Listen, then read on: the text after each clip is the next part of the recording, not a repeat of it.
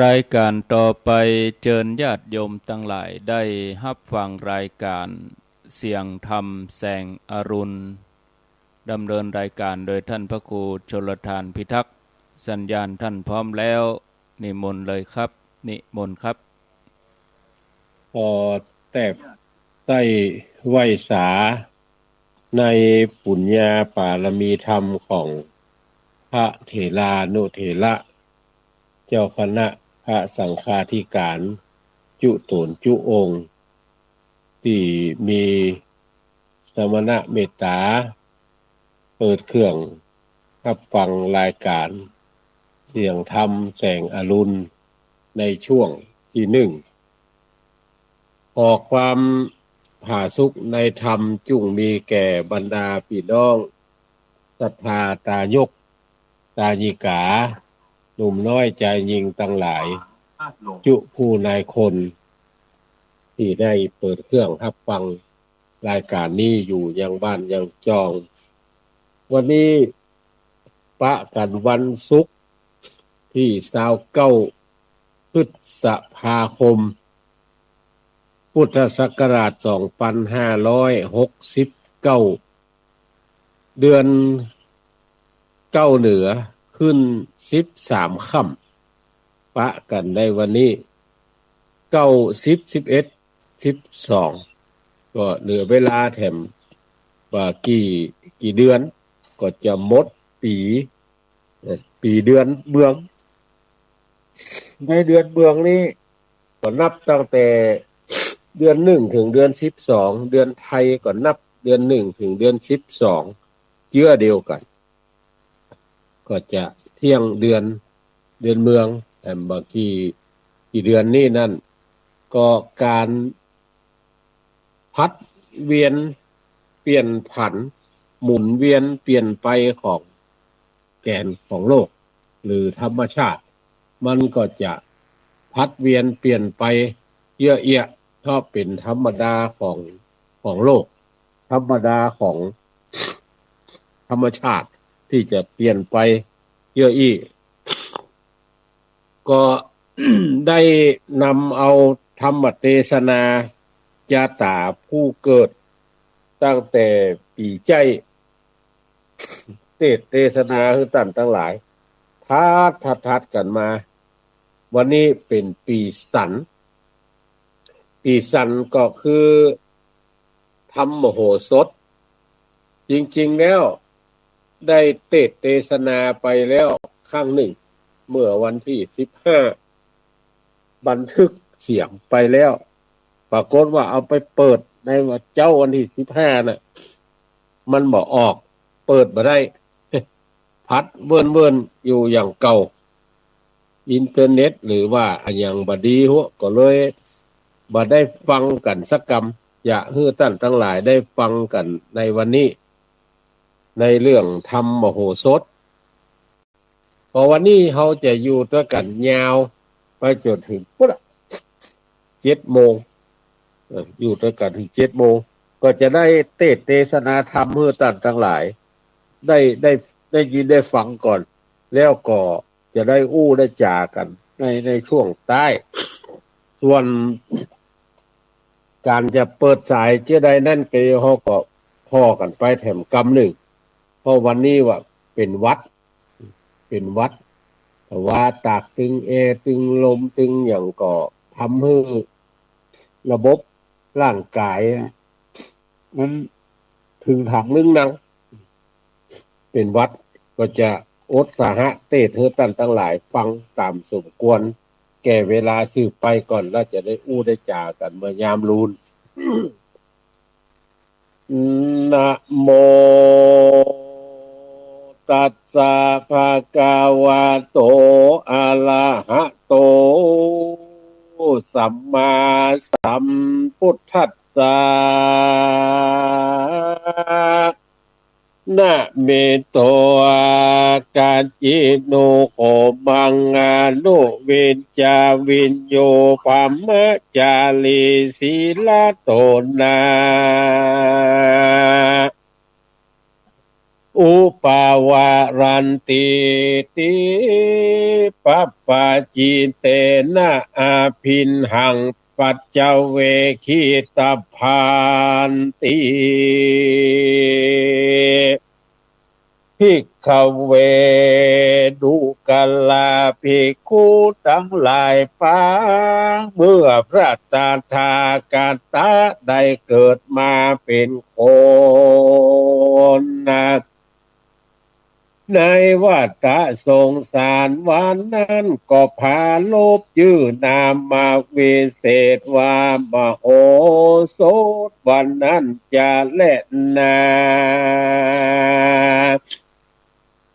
ชาติอันเกิดมาเป็นเจ้าเนมิลาดวันนั้นอะหังอันว่ากูผู้นี้อานุเวจจาวินอยู่ก็มีปัญญาอันฉะเลวฉลาดมากนักหาปุกกาละผู้ใดจักมาเพียบเทียมบ่ใดสักคนอุปาวารันติก็สามัทธะเพื่อจักแก่เปตสนาปัญหาอันร้อยปันในขณะยามเดียวหนึ่งก็มีแล ในขณะยามนั้นอันว่ามหาสัตว์เจ้าเกิดมาจากท้องแม่มารดาวานนั่นก็ยังมี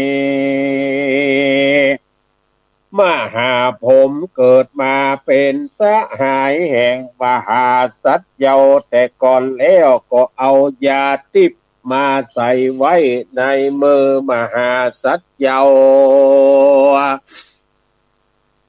คือว่าเจ้าใส่ใจว่าเป็นมหาสัตว์เจ้าก็กำเอายาทิพย์ออกมาจากต้องแม่ว่าอันแล้วมหาสัตว์เจ้า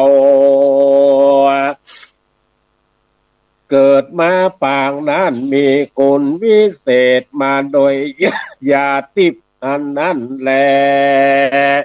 คนทั้งหลายยิ่งใจอันเกิดมาในเมืองวิเตหราชนครตั้งมวลนั้นผู้เกิดเป็นเปียที่โลกาอันใดก็ดีมหาสัจเจ้าก็กินยังยาทิพย์อันนั้นก็หายเสียจากเปียที่ตั้งหลายฝูงนั้นก็หายไปในขณะยามเดียวนั่นก็มีแลคือว่าคนตั้งหลายอันเป็นหูหนวกตาบอดเป็นเปียเป็นง่อยตั้งมวลนั้นกันว่าได้กินยาทิพย์อันนั้นก็หายไปบัดเดียวนั้นก็เกิดเป็นอันดีอันงามยิ่งกว่าเก่านั่นแลโสโพธิสัตว์โตส่วนอันว่ามหาสัตว์เจ้าตนชื่อว่าเจ้ามโหสถนั่นและมีปัญญาอันไวยิ่งนักยิ่งกว่ามหาผมตนมีพระญาณนั้นและสัพพะตังมวลมีต้นว่ายิ่งทันโดขึ้นเสาจ้างดาบและไต่เชือกหนังและบิดเบี่ยงขึ้นและจ้างดาบและฟ้อนอยู่เหนือปลายหอกและเหนือเสบียงวายบิดเบี่ยงวายบิดเบี่ยงกิ้งไปมาเหนือเชือกเสบียงวายก็ได้เสียงจุอันบ่มีเศษสะหล่อสักเยื่องแต่และนาปุณณติวาเสใน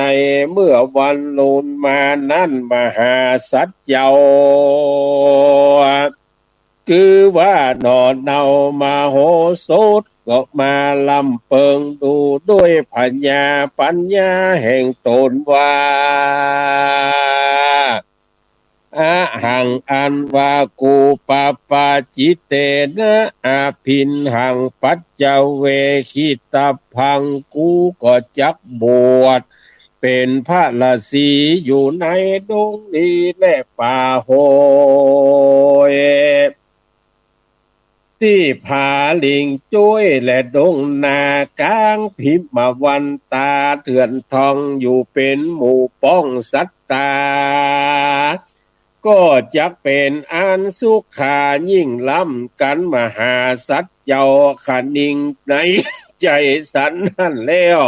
พระนอกแก้วก็ซ้ำพิจารณาไปหลายว่าการอันเล่นม่วนสนุกและจื้อว่าเจ้าละสีตั้งหลายฟูงด้านอันมีศีล8ศีล10ก็เตียนยอมรักษาเมตตาภาวนาอยู่ในอารัญญปากกว้างอยู่เสพสร้างสงัดใจบ่มีภัยแย่อุบาทจักมาเต่งเหล่าลาดหิงสาเว้นจากกามกุลนันเป็นเครื่องต่ำจ้าสามานจริงจักใดโป้นจากโอคะวัตะสงสารเข้าสู่นิพพานแต่ดีลิเหตุดังนี้กูจักบวชเป็นลาสีแต่และกันว่าเจ้ามาโหสถพิจารณาล่ำเปิงดังนั้นแล้วก็เข้าไปไว้อย่างพ่อแม่เล่าอาการปิตามารดาเพื่อปงอาจญาอนุญาตแก่ลูกลักลาดไปบวชเป็นลาสีอยู่กลางดงลีและห้วยหาดก็มีแลอาทะในกาลยามนั้นส่วนอันว่าพ่อแม่พญาทั้งสองก็มีใจมองหม่นเศร้าอันลูกเต้าจักหนี ไปบวชเป็นลาสีจีไพรอยู่กลางพระนาลัยดาวป่าส่วนปิตามารดาตั้งสองหายเศร้ามองโศกเศร้าแล้วก็อนุญาตแก่ลูกแก้วบุตตาองค์อนุญาตแก่ลูกเต่าได้เข้าสู่ปัปปัจจากรรมแล้วก็คือคนตั้งหลายได้รีบผันภายตกแต่งยังผ้าย้อมฝาดอันมีสีเหลืองอยู่สันน้อยคือเป็นเครื่องอัฏฐปริการ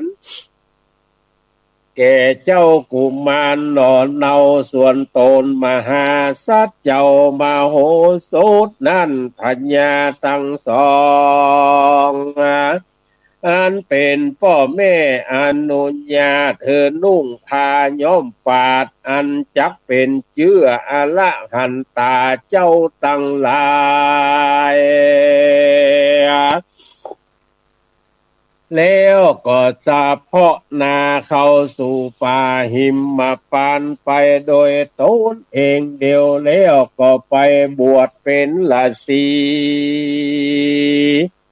ในศาสนาแห่งพระพุทธเจ้าอันมีเจ้าฤาษีฝูงอยู่ก่อนนั้นก็มีแล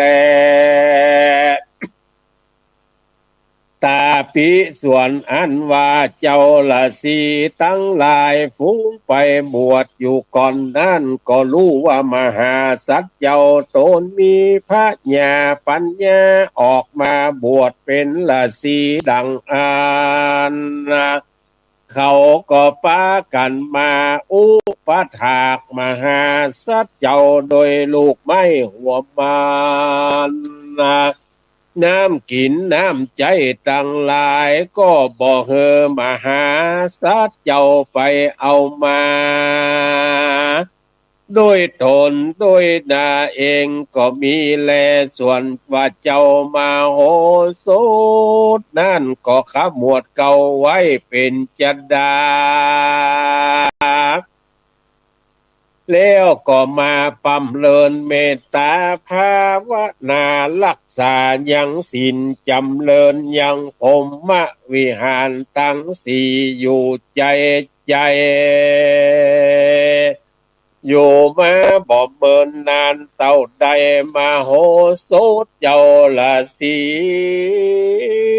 ก็ได้ถึงยังอภิญญาสมาบัติทั้งสี่อันเป็นโลกุตละสัมปติทั้งสี่แล้วก็ปั้มเป่งไป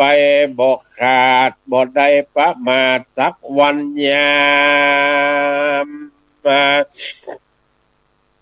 อยู่สำลานไปตลาบเสียงอายุสังขารแห่งตนกันว่าจุติตายจากอัตตภาวะอันนั้นแล้วก็ได้นำเอาตนไปเกิดที่บนจันฟ้าเลิศวิมานคำนั้นเป็นที่อยู่เมืองฟ้าในดาวเขตลาจันตาวติงสาสวรรค์ข้าเทวโลกก็มีวันนั้นแหละนาภิกขเวดูกัลลาภิกขุทั้งหลายกิจจะอันออกไปบวชในศาสนาแห่งพระตถากตานี้ก็เป็นอันดีอันงามยิ่งนักแก่ท่านทั้งหลายเตและนาตุมเหอันว่าท่านต่างหลายอย่ายินดีซึ่งสักกาละ14ประการสักอันบ่มีประโยชน์นะแก่นักบวชเราลาก็เป็นอันดีอันงามยิ่งนักจะและนา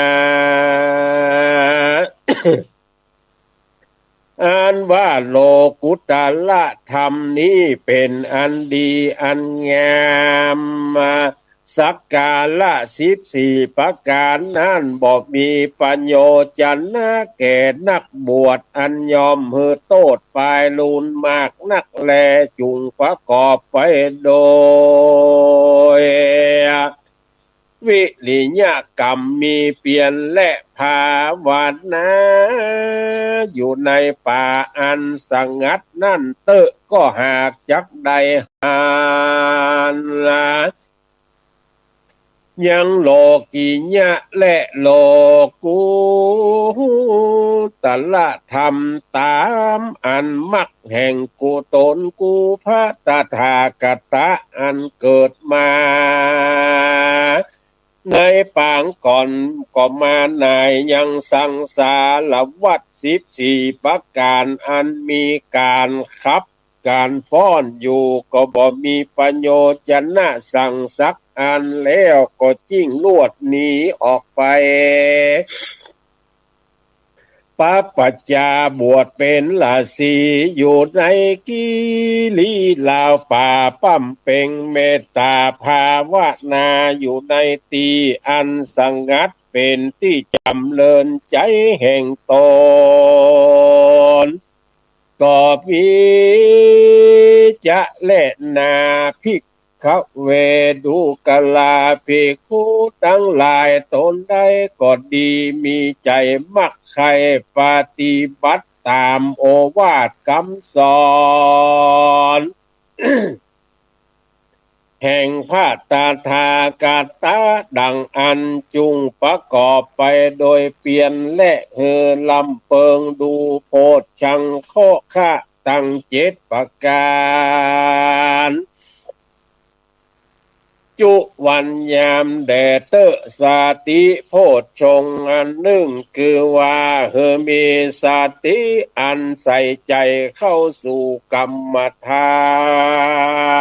นมันกุงดีนักอาจจักรู้ยังเหตุตลัดแจงยังลักษณะตั้ง3 และสัจธรรมตั้งสี่และธรรมวิจยะสัมโพชฌงค์อันหนึ่งคือว่ามีปัญญาลำเปิงหันแจ้งยังสภาวะธรรมตั้งหลายและเป็นเหตุใดตรัสปัญญาสัพพัญโยลักขณะตั้งสามและสัจธรรมตั้งสี่วิริยะสัมโพชฌงค์มีเปลี่ยนอันมากเข่งนักเป็นเหตุใดตัดสรู้ลักขณะตั้งสามและสัจธรรมตั้งสี่นั่นจะและนาประการหนึ่งเจอว่าปีติสัมโพชฌงค์อันหนึ่งคือว่ามีสติจื่นเต็มใจเป็นเหตุใดรู้ยังลักขณะตั้งสามและสัจธรรมตั้งสี่นั้นปัจจัตถิสัมโพชฌังโฆอันหนึ่งคือว่ามีใจล่ำงับยังกิเลสธรรมอันอ่อนละเอียดสุขุมานเป็นเหตุรู้แจ้งยังลักขณะตั้งสามและสัจธรรมตั้งสี่นั้นจะแลนาสัมโพธิโพชฌังโฆอันหนึ่งคือว่าอุเบกขามีสภาวะใจอันเสมอดีนักในสังสารธรรมตั้งหลายโดยสัมมาอันหักเสียยังทำอันบอดีบอกงามนั้นจะและนาหักเสียใดแล้วบอกใครหัวกลัวแต่บาปนั่นสิ่งเดียวเพิงโลกุตละสุขนั่นแหละ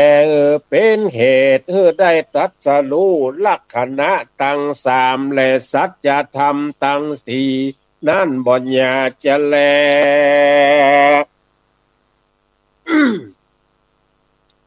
อันว่านานเยโสภิกขุอันว่าภิกขุตั้งหลายเยนะลาก็เป็นอริยะตนหนึ่งและเป็นตน ประกอบไปโดยวิริยะแต่และก็มักกล่าวว่าวิริยะคุณแห่งพรหมจารีตั้งหลายก็มีแลเยปุกลาอันว่าปุกละตั้งหลายอันเกิดมาในโลกนี้คือว่าเกิดในปีศาจนั่นจะแลนาในกาลละเมื่อก่อนยามนั้นก็ได้เกิดรวบญาติเจ้ามโหสถพระลังไปนาแต่นั่นก็ได้เอาตนจุติตายกากาดไปเกิดในกำเนิดสงสารอยู่ใจไปลุนได้เอาตน ไปจุธาตุเจ้านครพันดมเมาต้นไปสู่ไม้ขัดเจ้าอันมีผีเสือและมาอยู่เฝ้ารักษายิ่งใดเกียนจ้าซึ่งกันไปมาว่าดูกะลาเจ้าสหายตั้งสองเฮ้ยอะหังอันว่าคาก็กลัวแต่ภัยเนี่ยอุปทวะกังวลเปียที่มาบังเกิดในตนตัวแห่งข้ายิ่งขอสั่งอำลาเขื่อเจ้าตั้งสองไปสู่กำเนิดแห่งคนตั้งหลายปลายลุนคาดยักมา หายังเครื่องปูจาส่งให้แก่เจ้าตั้งสองว่าอันแล้วก็ได้นำเอาตนมาปฏิสนเกิดในกำเนิดกับพระแห่งต้องพระมารดาแห่งตนได้เกิดมาเป็นคนยิ่งใจตั้งหลายนี่แลอุตตมตาดังอ่านว่ายอดตาลแห่งตนเพื่อได้สร้างธรรมมโหสถเป็นธรรมจาตาก็จุ่งได้สร้างยังกำแพงเป็นตาลก็จักมีพละอานิสงส์ อันกว้างขวางโสมฤทธิมุตที่จำเริญจุเยื่องจุผักการบ่ญญาจะและนาอัฏฐกาธาจารย์เจ้าไข่บูดว่ากัจจินุโคมังอานุวิจวินโยนั้นโดยอัญญออันแควบแก้ไขยังธรรมอันชื่อว่ามโหสถลาจะจาตะกังอันเป็นจาตอันทวนห้าแห่งพระพุทธเจ้าก็บังกมสมเลศเสด็จท่านพี่น้องศรัทธาพุทธบริษัททั้งหลายได้ฟังยังธรรมจาตาปีในปีท่วนเก้า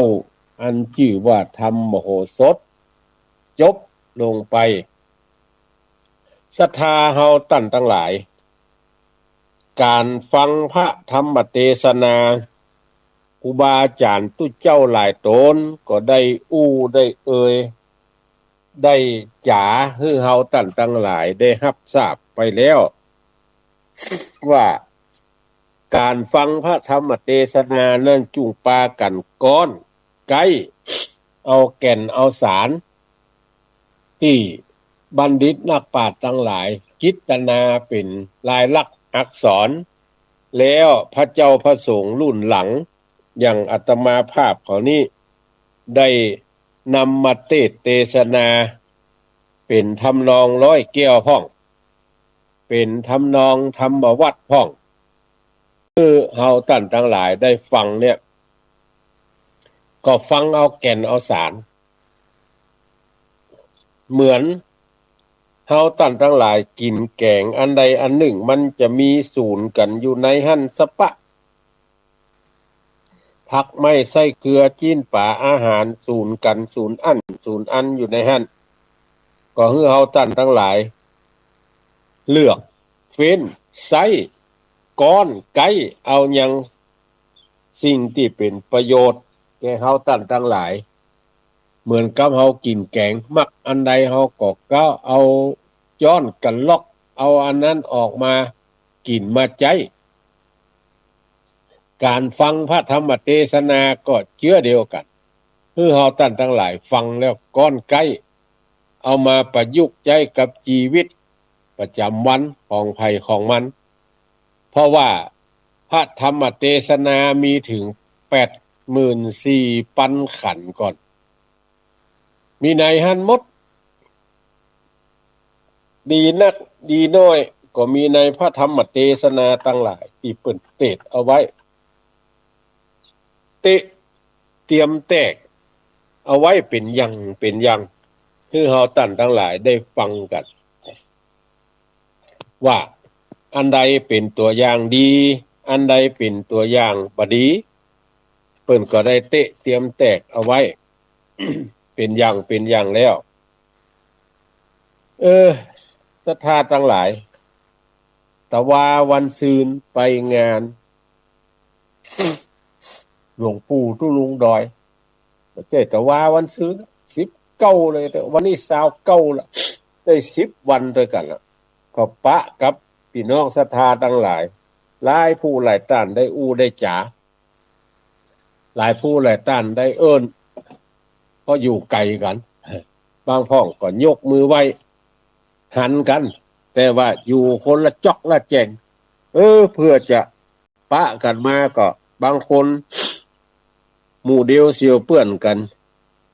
เจ้าหมู่เจ้าจุมจะปิกเล่มได้อู้ได้จากันก็มี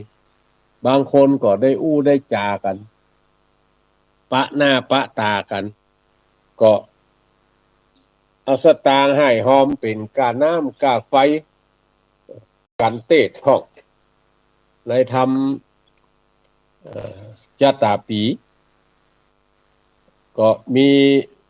หลายท่านที่ร่วมทำบุญมาแต่วันนั้นก็มีแม่บัวลันจำปาอินพร้อมกับด้วยลูกหลานบ้านบวกก้างเปิ่นเอายาถวายตัวบวกก้างสันกำแพงเชียงใหม่เขานี่เอายาถวายตัวเอาปัจจัยถวายตัวก็อนุโมทนาเนอะแล้วก็มีป่อเมืองแม่พรหอมมาแถมบริจาคมาแถมก็นางสุดจินอภิวงศ์เวียงป่าเป้าร่วมทำบุญมาแถมป่อบุญธรรมแม่รัตนาสั่งคำฟันบ้านโป่งหนองนี่ก็หอมกันทำมาแม่ติ๊บอาจินะบ้านหัวเวียงหมู่หนึ่งเวียงป่าเป้าก็ให้หอมกันทำมาแถม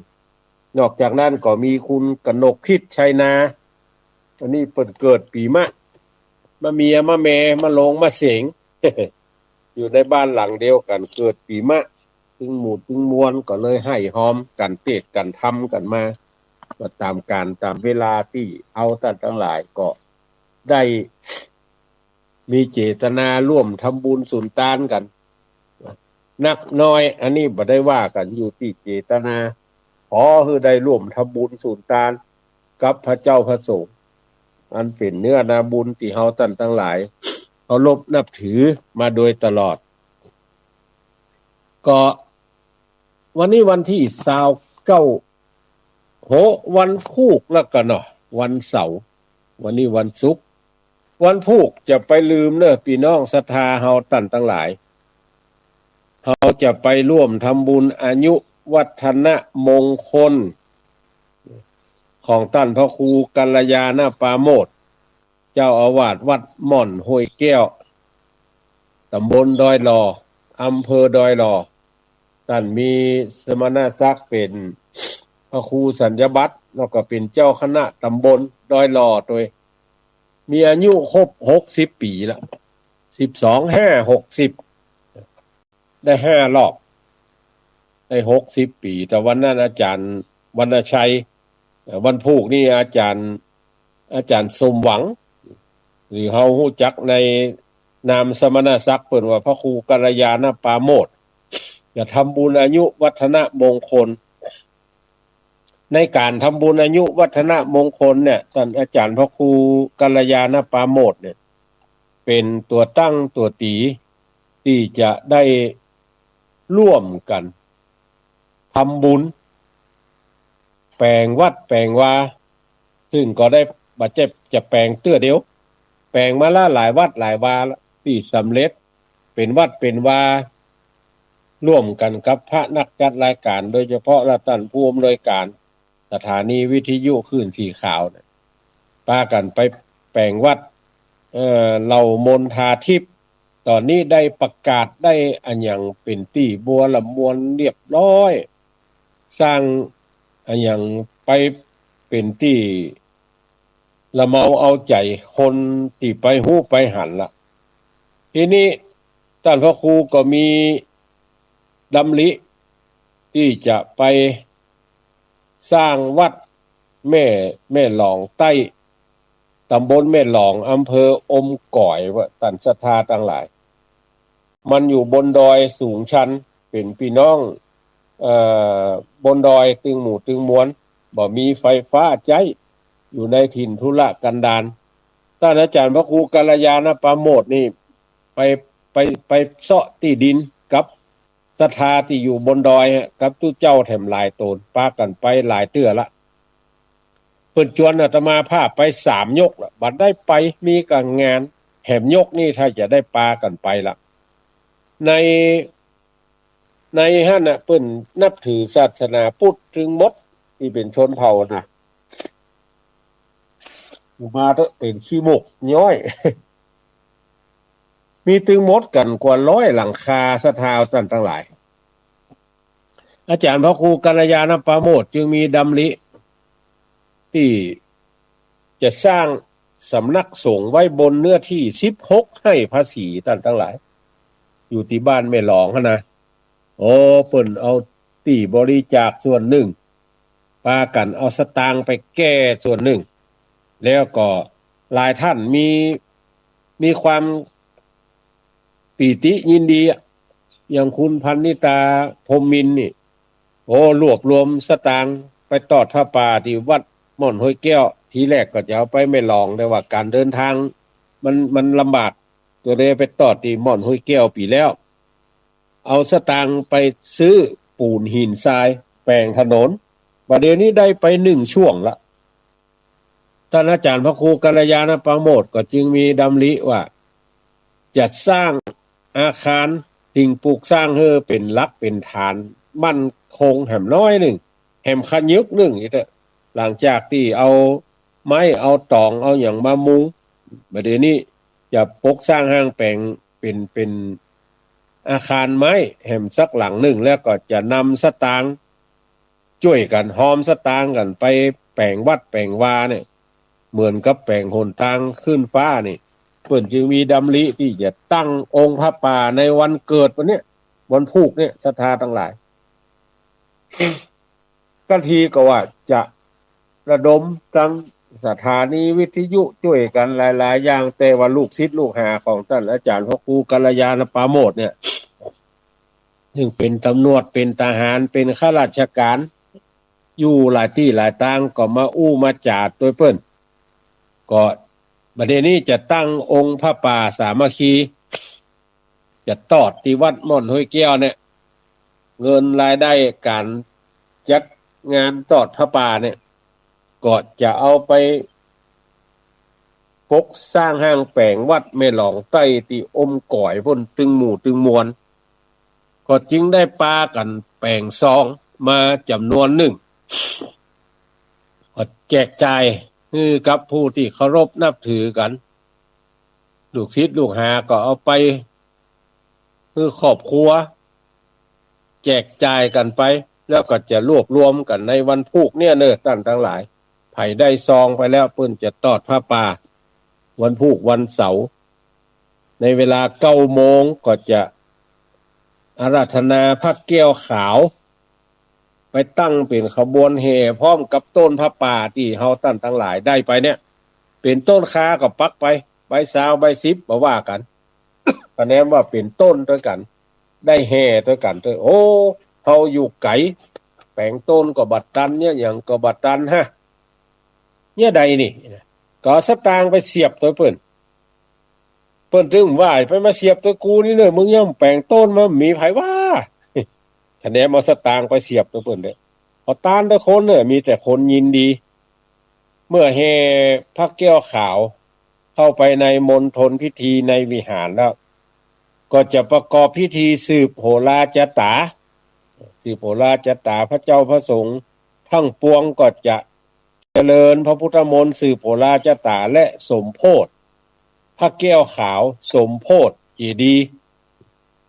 สมโพธิเจดีย์สมโพธิพระแก้วขาวสมโพธิสปะที่อยู่ในวัดม่อนห้วยแก้วเวลา10 โมงเมื่อสูตรโยโกงห้องแล้วอุจารย์ก็จะได้นำกำถวายพระป่า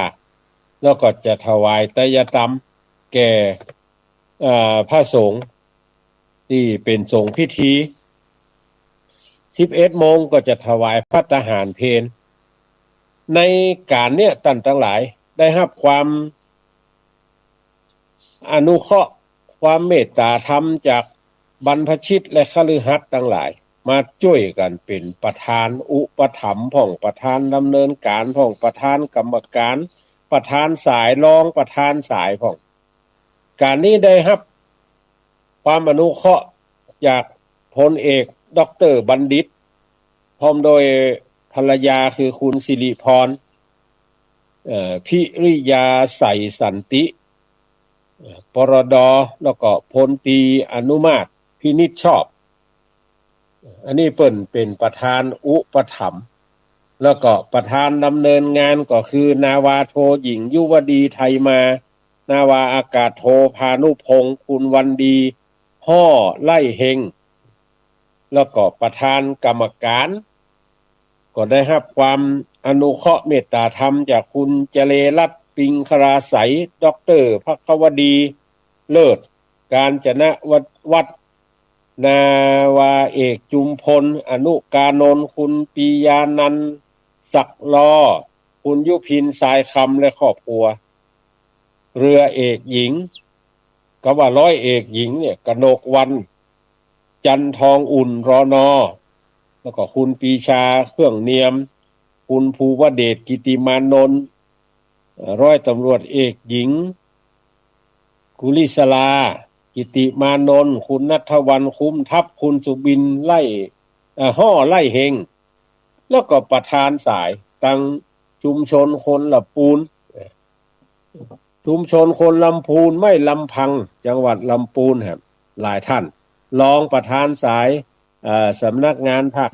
3นทพครับแล้วรองประธานสายสนพ3นทพต่อไปครับแล้วก็สายสำนักงานพัฒนาภาค3หน่วยบัญชาการทหารพัฒนาเนี่ยซึ่งวัดนี้ตั้งอยู่ข้างกปลตั้งอยู่ข้างกปลสายนทนเหล่าการเงินรุ่น1ครับกองทัพอากาศแล้วก็สายนทหญิงยุวดีไทยมาสายคุณเทียบพันพินิจจากจังหวัดชุมพรนะสายน้องจอยดอยหล่อสายโฮงเฮียนพาณิชการราชดำเนินแล้วก็มีแถมหลายผู้หลายท่านที่เป็นกรรมการด้วยกันเนี้ยแล้วท่านทั้งหลายจะให้เจ้าหอม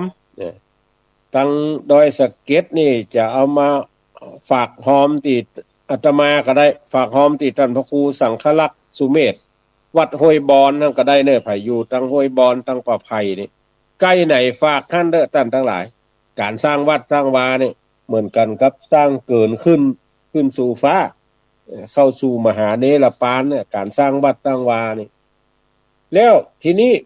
ถ้าว่าบัดสะดวกต่อการเอาสตางค์ไปหอมนั่นนี่เนี่ยเขาจะโอนเข้าบัญชีก็ได้เนอะสามารถโอนเข้าบัญชีเป็นธนาคารกรุงไทยเนี่ยท่านทั้งหลายธนาคารกรุงไทยเลขที่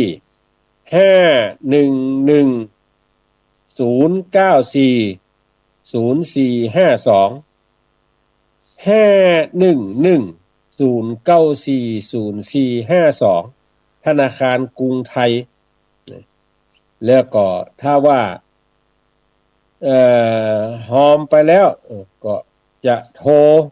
บอกคือเจ้าหน้าที่ก็ได้เนี่ยประสานโดยตรงเลยที่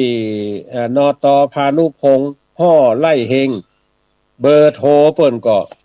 0995563847 0995563847นี่หอมไปแล้วโอนไปแล้วโทรไปบอกคือเปิ้นได้ว่าโอนไปแล้วเนอะจำนวนเงินต่ออีเนอะแล้วเปิ้นจะบอกคือเรื่อง ID ไล่ที่จะส่งอย่างก็ส่งสลิปคือเปิ้นเนี่ยก็คือท่านทั้งหลายให้หอมกันตามกำลังทรัพย์ของท่านทั้งหลายเด้อช่วยกันคนละไม้ละมือถึงตุ๊เจ้าถึงพระเนนก็ช่วยกันอันนี้เป็นงานท่วน1คือวันผูกงานที่2วันฮือวันที่31วันที่31นี่เป็นวันเดือนเก้าเพ็งปีนี้มันตรงกับวันวิสาขบูชาหลายวัดหลายวาก็จะจัดให้มีการทำบุญประเพณีส่งน้ำพระธาตุบางวัดก็ถือเอาวิสาขะเป็นหลักบางวัดก็ถือเอาเดือนเมืองเป็นหลักเอาเดือนเก้าเพ็งเนี่ยเป็นหลักบางวัดก็วิสาขะเดือน8ก็ไปเดือน8วิสาขะมาเดือน9ก็มาเดือน9อันนี้แล้วแต่ บริบทของแต่ละที่ส่วนใกล้ๆอาตมาภาพนี่ก็คือวัดดอยจอมแจ้งวัดดอยจอมแจ้งนี่ตั้งอยู่บนดอยเนี่ยห่างวัดอาตมาภาพไปถ้านับระยะทางเนี่ยประมาณ2กิโลกึ่ง2กิโลกึ่งถ้าวัดระยะสายตาเนี่ยความห่างทางอากาศเนี่ยประมาณ2กิโลแต่ว่าระยะทางนี่มันจะไปไกลเนาะ2กิโลกึ่งห่างกันก็ท่านพระครูบรรพตศาสนกิจกับศรัทธาวัดดอยจอมแจ้งก็จะจัดให้มีการทำบุญส่งน้ำพระธาตุในวันที่31เนี่ยเป็นวันเดือนเก้าเป็งไผว่างก็เชิญชวนเด้อไปร่วมทำบุญสุนทานด้วยกัน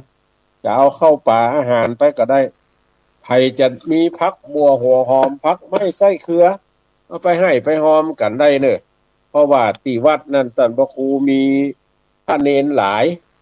พระเนนอยู่ในวัดเนี่ยปีแล้วนี่มีเป็นเกือบจะ14-15โตนนะบัดเดี๋ยวนี้ฮู้ข่าวว่ามาอยู่ด้วยกันท่านน่ะจะหลายคงจะเกือบ10ถึงหมู่ถึงมวล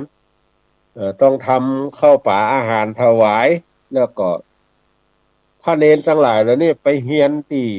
วัดหนองบัวโรงเรียนดอยสะเก็ดพดุงศาสตร์แจ้งมาก็ไปเฮียนแจ้งมาก็ไปเฮียนในช่วงเจ้าเนี่ยท่านพระครูต้องรับภาระเลี้ยงดูทำข้าวป่าอาหารถวายเป็นจังหันเจ้าส่วนเมื่อมื้อเพลนี่ก็ไปฉันที่โรงเรียนเยอะแยะเพราะนั้นก็มันจะต้องอาศัย1ข้าวสารอาหารแห้งแล้วก็วัตถุดิบที่จะใช้เป็นเครื่องปรุงอาหารซึ่งท่านพระครูก็เป็นถึงเจ้าวาดเป็นถึงพ่อครัวเป็นถึงครูสอนพระเนนทั้งหลายที่มาอยู่ตัวนั้นจบไปเป็นรุ่นไปสอนตั้งแต่กวาดวัดกวาดวาโดยเฉพาะเรื่องการทำอาหารการกินนี่ตื่นมาแล้วตัวนี้ไปกวาดตัวนี้มาทำอาหารการกินแล้วก็ฉันด้วยกันเมื่อเจ้าแล้วก็ไปโรงเรียนรถมีส่งมีรับมีส่งต้องรับภาระหลายอย่างท่านพระครูก็ เมื่อเปิ้นรับภาระหลายอย่างเฮาก็ช่วยกันแบ่งเบาในฐานะชาวพุทธเหมือนกัน ให้มีผักบัวหัวหอมผักไม้ไส้เครือหน่อนางหางไม้อย่างนี้ก็เอาไปตานด้วยกันวันฮือเนี่ยศรัทธาบ้านเฮานี่ที่ฟังรายการนี้อยู่ก็หลายท่านก็มีหน่อนางหางไม้เอาไปบ่ได้เอามาฝากนี่ก็ได้เด้อ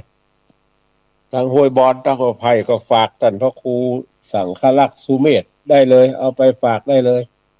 เป็นไข่ก็เป็นผักบัวหัวหอมผักไม้ไส้เครือเต้าที่มีอยู่เนี่ย ก็ให้หอมกันไปนี่คือวันฮือแถมงานหนึ่งท่านทั้งหลายอันนี้เป็นงานประเพณีละงานประเพณีสืบชะตาป่าไม้สายน้ำแม่กวงแม่ลาวซึ่งได้ทำติดต่อกันมาเป็นครั้งที่24ละที่จะจัดกันนี้23ครั้ง23ปีผ่านไปละจัดงานประเพณีนี้ตั้งแต่ปากันตั้งเครือข่ายลุ่มน้ำกวงแล้วก็จัดพิธีสืบชะตาป่าไม้สายน้ำแม่กวงแม่ลาว จัดมากูปีนี้ก็จะจัดเป็นปีที่24ซึ่งวันที่5มิถุนายนนั่นเป็นวันสิ่งแวดล้อมโลกเป็นวันสิ่งแวดล้อมโลกในวันสิ่งแวดล้อมโลกเนี่ยตั้งเครือข่ายอนุรักษ์ลุ่มน้ำกวงเนี่ยก็จะจัดมีการปูชาเทวดารักษาขุนน้ำบ่ใช่เฉพาะแต่ขุนน้ำแม่กวงขุนน้ำแม่ลาวก็จัดในเวลาเดียวกันเนี่ยจัด แม่กวงวันใดก็แม่ลาวก็จัดวันนั้นคือบวงสรวงเทวดาตึงสองแห่งตึงเทวดาที่รักษาขุนน้ำแม่กวงเทวดาที่รักษาขุนน้ำแม่ลาวเอาอยู่เชียงใหม่แล้วไปปูจาเทวดารักษาขุนน้ำแม่ลาวอย่างไรมันมีความจำเป็นที่จะต้องทำเพราะว่าเทวดาที่รักษาขุนน้ำตึงสองขุนน่ะถ้าเฮาบินหน้าขึ้นไปจังเจียงไฮ้ศาลเจ้าแม่นางแก้วจะอยู่ซ้ายมือลุ่มศาลเจ้าแม่นางแก้วนั่นเป็นตาน้ำจะออกที่หั่นไหลสุดแรงสุดวาสาสุดปีสุดเดือนสุดวัน365วันแต่ละปีเนี่ยน้ำจะไหลซึมออกด้านนั้นไปหล่อเลี้ยงพี่น้องที่อยู่เจียงไฮ้ตึงจังหวัดเพราะนั้นน้ำแม่ลาวเนี่ยจะไหลขึ้นทำไมมันถึงไหลขึ้นก็เพราะว่าม่อนพระเจ้าสีสองเมืองม่อนดอยนางแก้วน่ะอยู่สูงกว่าจังหวัดเจียงไฮ้ผู้เจ้าอู้ว่าขุนน้ำแม่ลาวไหลไปทางปุ้นแล้วเจียงใหม่เฮาเหรอเจียงใหม่นี่อยู่ภาคขวาที่เฮาเคยจัดงานกันหั่นทางฝั่งขวามือศาลเจ้าแม่นางแก้วจะอยู่ซ้ายมือแล้วทางขวามือน่ะลุ่มห้วยลงไว้บนจะเป็นตาน้ำที่มาหล่อเลี้ยงแม่กวงมาหล่อเลี้ยงแม่กวงไหลเข้าเขื่อนแม่กวงถึงหมู่ถึงมวลเลยตาน้ำไหลออกขึ้นมา365วันไหลถึงเมื่อวันเมื่อคืนบ่ได้ไหลล่มแล้วมันซึมออกมาแล้วไหลมาเปาะมาหอมกันห้วยหนองคลองบึงน้อยๆใหญ่ๆไหลลงมาสู่เขื่อนแม่กวงเพในจะอู้ถึงเรื่องความเป็นมาของโครงการประเพณีสืบชะตาป่าไม้สายน้ำแม่กวงแม่ลาวเนี่ยคือเฮาท่านทั้งหลายได้ฟังเหตุสักน้อยบางห้องนี่เข้าใจว่ามีกระตอดพระปากูปีเขาเอาสตางค์ไปเนี่ยอย่างเขาเนี่ยจะใดแล้วไปสืบมันเนี่ยอย่างป่าไม้สายน้ำนี่ทำแล้วได้ประโยชน์อย่างพ้องความเป็นมามันเป็นจะได้นะมันบ่มีไผมาอู้มาจ่าให้เฮาท่านทั้งหลายได้ฟังการประกาศประชาสัมพันธ์ก็บอกว่าไปเด้อพี่น้องทั้งหลายไปร่วมพิธีประเพณีสืบชะตาป่าไม้สายน้ำแม่กวงแม่ลาวเด้อวันโน้นนั่นนี่เอาเข้าห่อไปหอมกันเด้อแล้วความเป็นมาแต่นั่นมันบ่ได้อู้ได้จ่าคือได้ฟังกันหลายท่านก็ฮู้แล้วหลายท่านก็ยังบ่ฮู้เตื้อโดยเฉพาะอย่างยิ่งศรัทธา8จังหวัดภาคเหนือเนี่ยก็ความเป็นมาก็เครือข่ายอนุรักษ์ลุ่มน้ำกวงเนี่ยเขาได้จัดตั้งกันขึ้นมาเมื่อปี2543ตามแผนงานส่งเสริมการมีส่วนร่วมของชุมชนในการอนุรักษ์ทรัพยากรธรรมชาติและสิ่งแวดล้อมเนี่ยฝ่ายศึกษาและพัฒนาป่าไม้ซึ่งตั้งอยู่ในศูนย์ศึกษาการพัฒนาห้วยห้องไข่อันเนื่องมาจากพระราชดำริฝ่ายนี้เป็นฝ่ายที่พระบาทสมเด็จพระเจ้าอยู่หัวรัชกาลที่9มอบหมายให้ทำหน้าที่ศึกษาและพัฒนาป่าไม้ฝ่ายนี้ก็สมัยนั้นนำโดยอาจารย์คณิตธนูธรรมเจริญซึ่งเป็นหัวหน้าฝ่ายศึกษาและพัฒนาป่าไม้อยู่ในศูนย์ศึกษาการพัฒนาห้วยห้องไข่เนื่องมาจากพระราชดำริเปิ้นก็รวบรวมพลังของแกนนำชุมชนในท้องที่6ตำบลด้วยกันคือตำบลเทพเสด็จตำบลป่าเมี่ยงตำบลลวงเหนือตำบลเชียงดอยตำบลแม่โป่งแล้วก็ซึ่งตั้งอยู่ในอำเภอดอยสะเก็ดเนี่ย5ตำบลในสมัยนั้นแล้วก็ตำบลห้วยแก้วอำเภอแม่ออนจังหวัดเชียงใหม่เขาเนี่ยร่วมกันตั้งคณะทำงานโครงการพัฒนาพื้นที่ป่าขุนแม่กวงอันเนื่องมาจากพระราชดำริ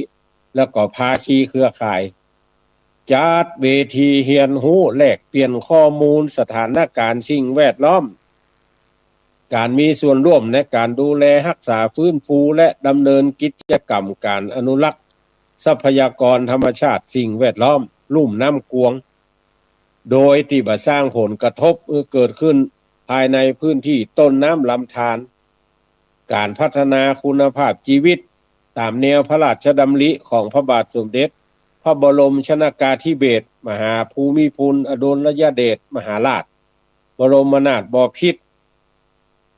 รัชกาลที่9เนี่ยเพิ่นมีพระราชดำริว่าคือคนอยู่ร่วมกับป่าได้อย่างเกื้อกูลกันคือบ่เป็นพิษเป็นภัยป่าเป็นพิษเป็นภัยต่อคนเป็นพิษเป็นภัยต่อป่าตามที่ทรงมีพระราชดำริจัดตั้งศูนย์ศึกษาพัฒนาห้วยหองไข่เนี่ยในปี2525พระองค์ได้ทรงมีพระราชดำริเสด็จมาที่ห้วยหองไข่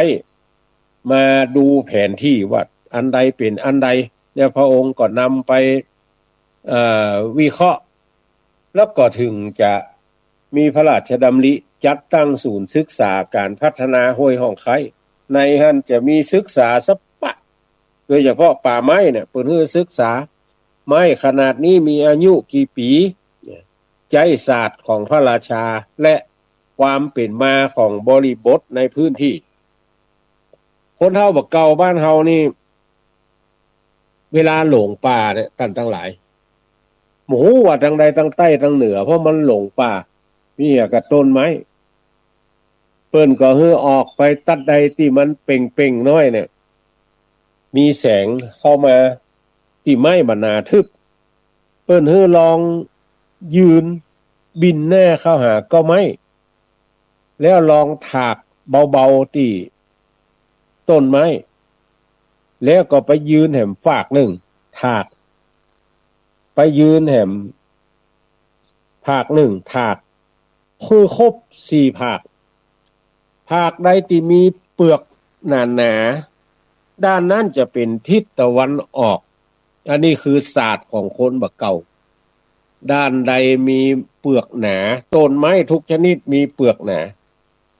ทางนั้นเป็นตะวันออกถากต้นนี้บ่แน่ใจ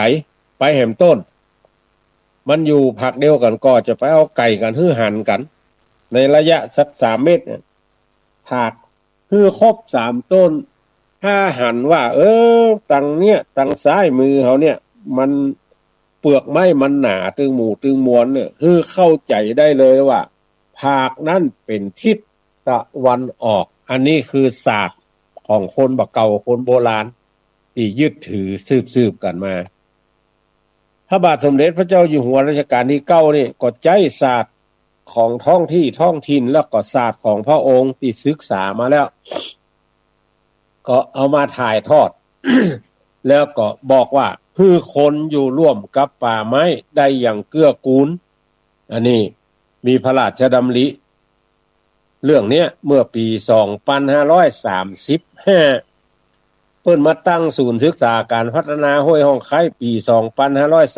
2525แล้วก็บอกว่าคือคนอยู่กับป่าได้อย่างเกื้อกูลปี2535คือ10 ปีฮื้อหลังที่เปิ้นมาตั้งพระองค์มาตั้งแล้วก็โครงการเนี่ยโครงการที่ว่าเนี่ยสืบชะตาป่าไม้สายน้ำเนี่ยมาเริ่มกันปี2543โครงการนี้เกิดมาจากความตระหนักถึงคุณค่าพื้นที่ลุ่มน้ำความสำคัญของการมีส่วนร่วม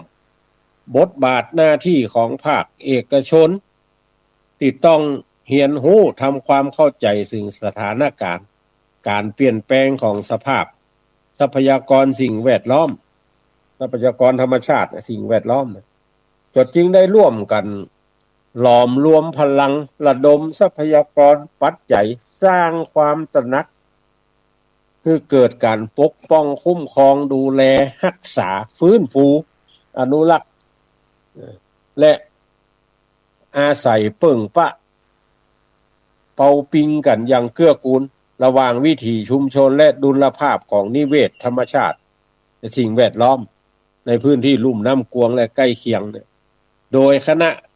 กรรมการเครือข่ายตั้งกรรมการขึ้นมาช่วยกันพอกอยดูแลได้ร่วมกันพินิจพิจารณาให้มีการจัดกิจกรรมพิธีสืบชะตาป่าไม้และสายน้ำแม่กวงขึ้นในช่วงวันสิ่งแวดล้อมโลกของทุกปีดำเนินการจัดกิจกรรมครั้งแรกเมื่อวันที่9 กรกฎาคม 2546ในการจัดพิธีสืบชะตาป่าไม้สายน้ำแม่กวงแม่ลาวเพราะว่าตังทสม.เจียงไฮ้ได้มาร่วมก็จึงเกิดการจัดพิธีประเพณีสืบชะตาสายน้ำแม่กวงแม่ลาวสืบต่อกันมาอย่างต่อเนื่องและในปี 2551 อำเภอดอยสะเก็ดโดยนายสุรศักดิ์เจริญสิริโชคนายอำเภอในสมัยนั้นได้หันพลังการมีส่วนร่วมของภาคประชาชนก็ได้ตระหนักถึงการดูคุณค่าทางวัฒนธรรมประเพณีดั้งเดิมการอนุรักษ์ทรัพยากรธรรมชาติและสิ่งแวดล้อมได้ประกาศกิจกรรมพิธีสืบชะตาป่าไม้สายน้ำแม่กวงแม่ลาวเนี่ยเป็นประเพณียึดถือปฏิบัติสืบต่อกันมาตั้งแต่ปีนั้นมาจนถึงปีนี้2569คณะทำงานนั้นประกอบไปด้วยเครือข่ายพระสงฆ์เพื่อการอนุรักษ์ทรัพยากรธรรมชาติสิ่งแวดล้อมลุ่มน้ำกวงเครือข่ายอนุรักษ์ลุ่มน้ำกวงแล้วก็คณะทำงานบูรณาการโครงการพัฒนาพื้นที่ป่าขุนแม่กวงอันเนื่องมาจากพระราชดำริก็จะได้จัดงานประเพณีสืบชะตาป่าไม้สายน้ำแม่กวงแม่ลาวเนี่ยเป็นปีที่24ท่านทั้งหลายจะจัดขึ้นในวันที่5 มิถุนายน 2569ก็ซึ่งตรงกับวันสิ่งแวดล้อมโลกเขาจะจัดกันที่บริเวณมณฑลพิธีศาลแม่นางแก้วขุนน้ำยอดดอยนางแก้วซึ่งอยู่ในตำบลแม่เจดีย์ใหม่อำเภอเวียงป่าเป้าจังหวัดเชียงรายแล้วก็ภาคหนึ่งก็จะอยู่ในเขตตำบลป่าเมี่ยง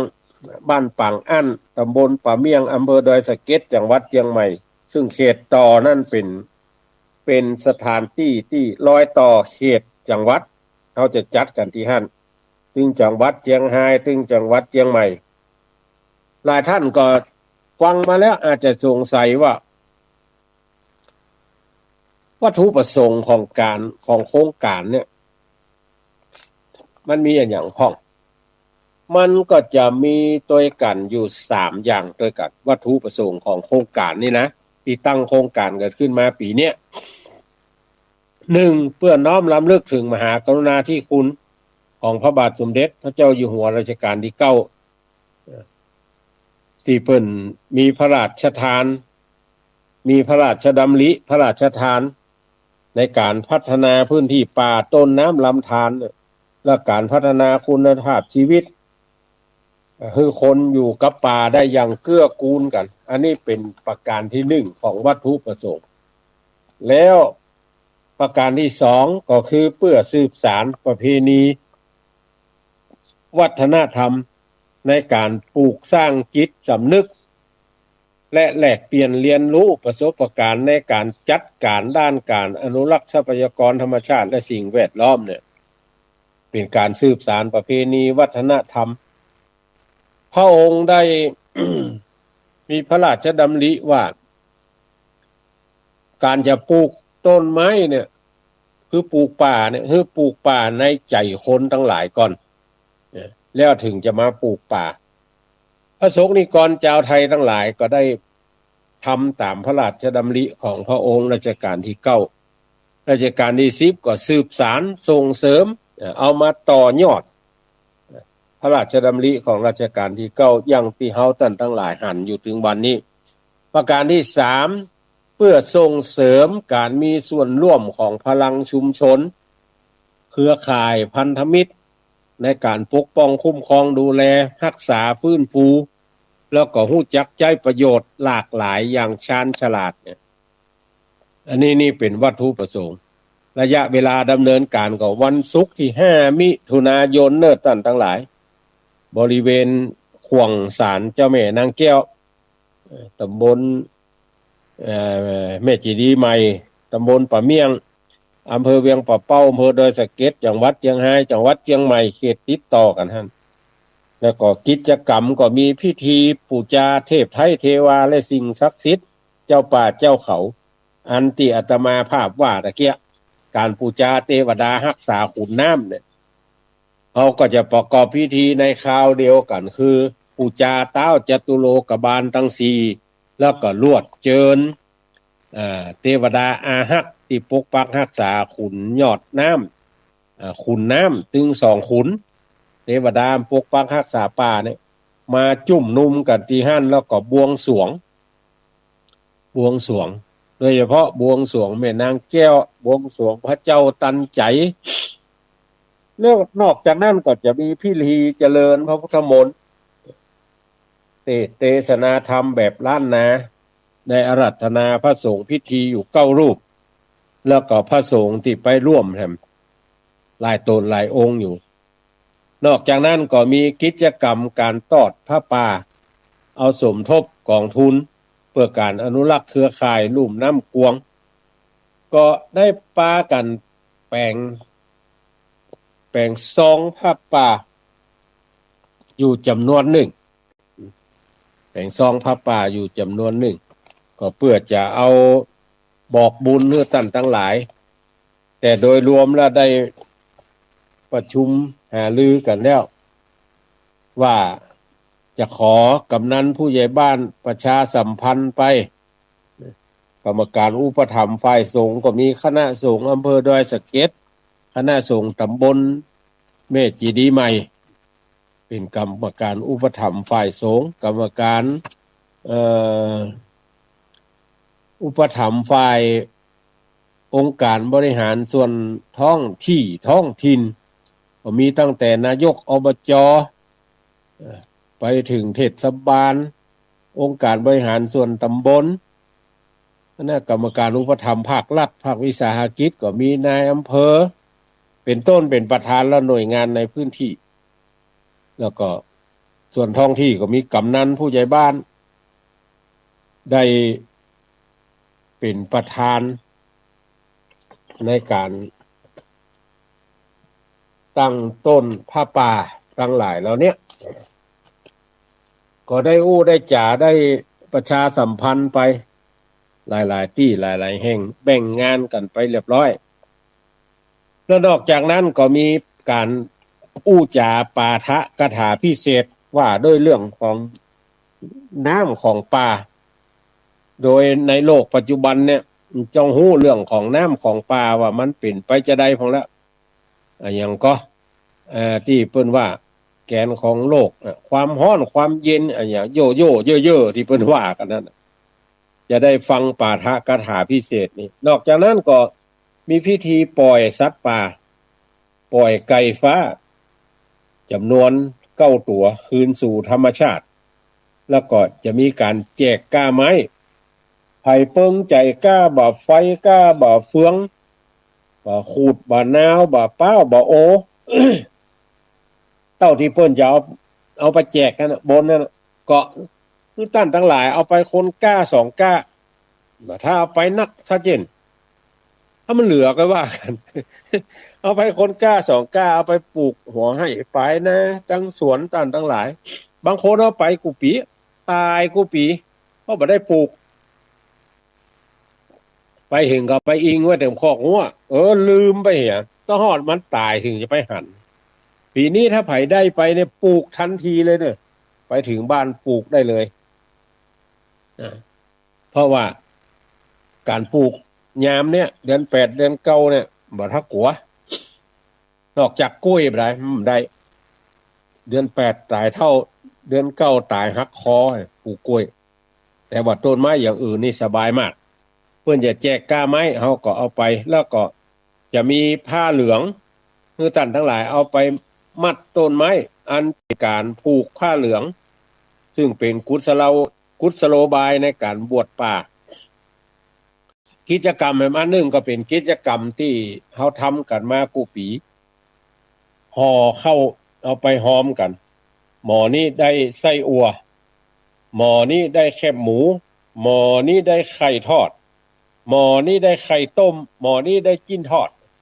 คือท่านทั้งหลายเอาไปเปาะไปหอมกันแต่ข้อแม้มีว่าขอฮื้อห่อด้วยใบตอง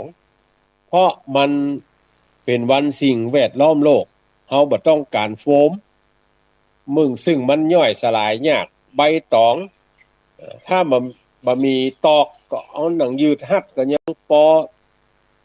พอดีอยู่อนุโลมกันได้อยู่ถ้าเป็นไปได้นี่ห่อด้วยตองเอาเข้าห่อตองแล้วก็เอาจิ้นทอดห่อตอง